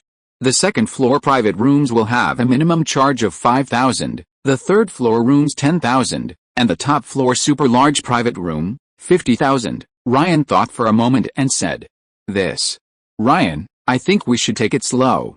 We should focus on minimizing the vacancy rate of the private rooms for now, and then consider the average spending per customer later. Sean chuckled awkwardly. He could easily rob them, but he was grateful. Is it too high? Ryan countered. Indeed, a bit, you understand. Sean subtly expressed his intention. What if I could bring some brand new electronic music tonight? Ryan asked again. He had recently acquired a new song while working out, and he would use this new electronic music as the opening promotion for the private rooms. Perfect. Absolutely perfect, Sean immediately said. Ryan let Tara in and simultaneously posted the new message on his own social media account and the Badroom's social media account. As night fell, the entrance to the Badroom became lively again. Gentlemen, we've arrived. It's very congested here. You'll probably have to get out of the car first. The driver, sitting in the front seat, looked outside. Two young men in long black trench coats, wearing scarves and with their hair neatly combed, got out of the car. Hearing the constant honking of horns, they both frowned. Did we come to the wrong place? There's not even a parking attendant, one of them said. This isn't the Peninsula Hotel, there aren't so many rules. You're in the right place, the other said, looking at the crowded entrance and the winding inspection line, realizing the driver hadn't gone to the wrong place. The two men looked quite similar, about the same age, and seemed to be brothers. They cautiously approached the entrance, not queuing, but going to the side door. Excuse me, where's the VIP lane? The older one asked the guard at the entrance. Seeing the other person's bewildered expression, another person chimed in, we reserved a VIP box on the top floor, and the name on the reservation is the Kushner Brothers. The guard nodded, turned to ask Berwick, and then returned after a moment, saying, sorry, the VIP lane is temporarily closed. The guard pointed to the far end, the meaning clear, go to the back and queue. End of this chapter. Thank you so much for reading until the end. Don't forget to give it a like. Looking for more exclusive content and immediate access? Subscribe to our Patreon. Remember, every like, subscription or donation encourages us to continue. Thank you all. See you in the next video.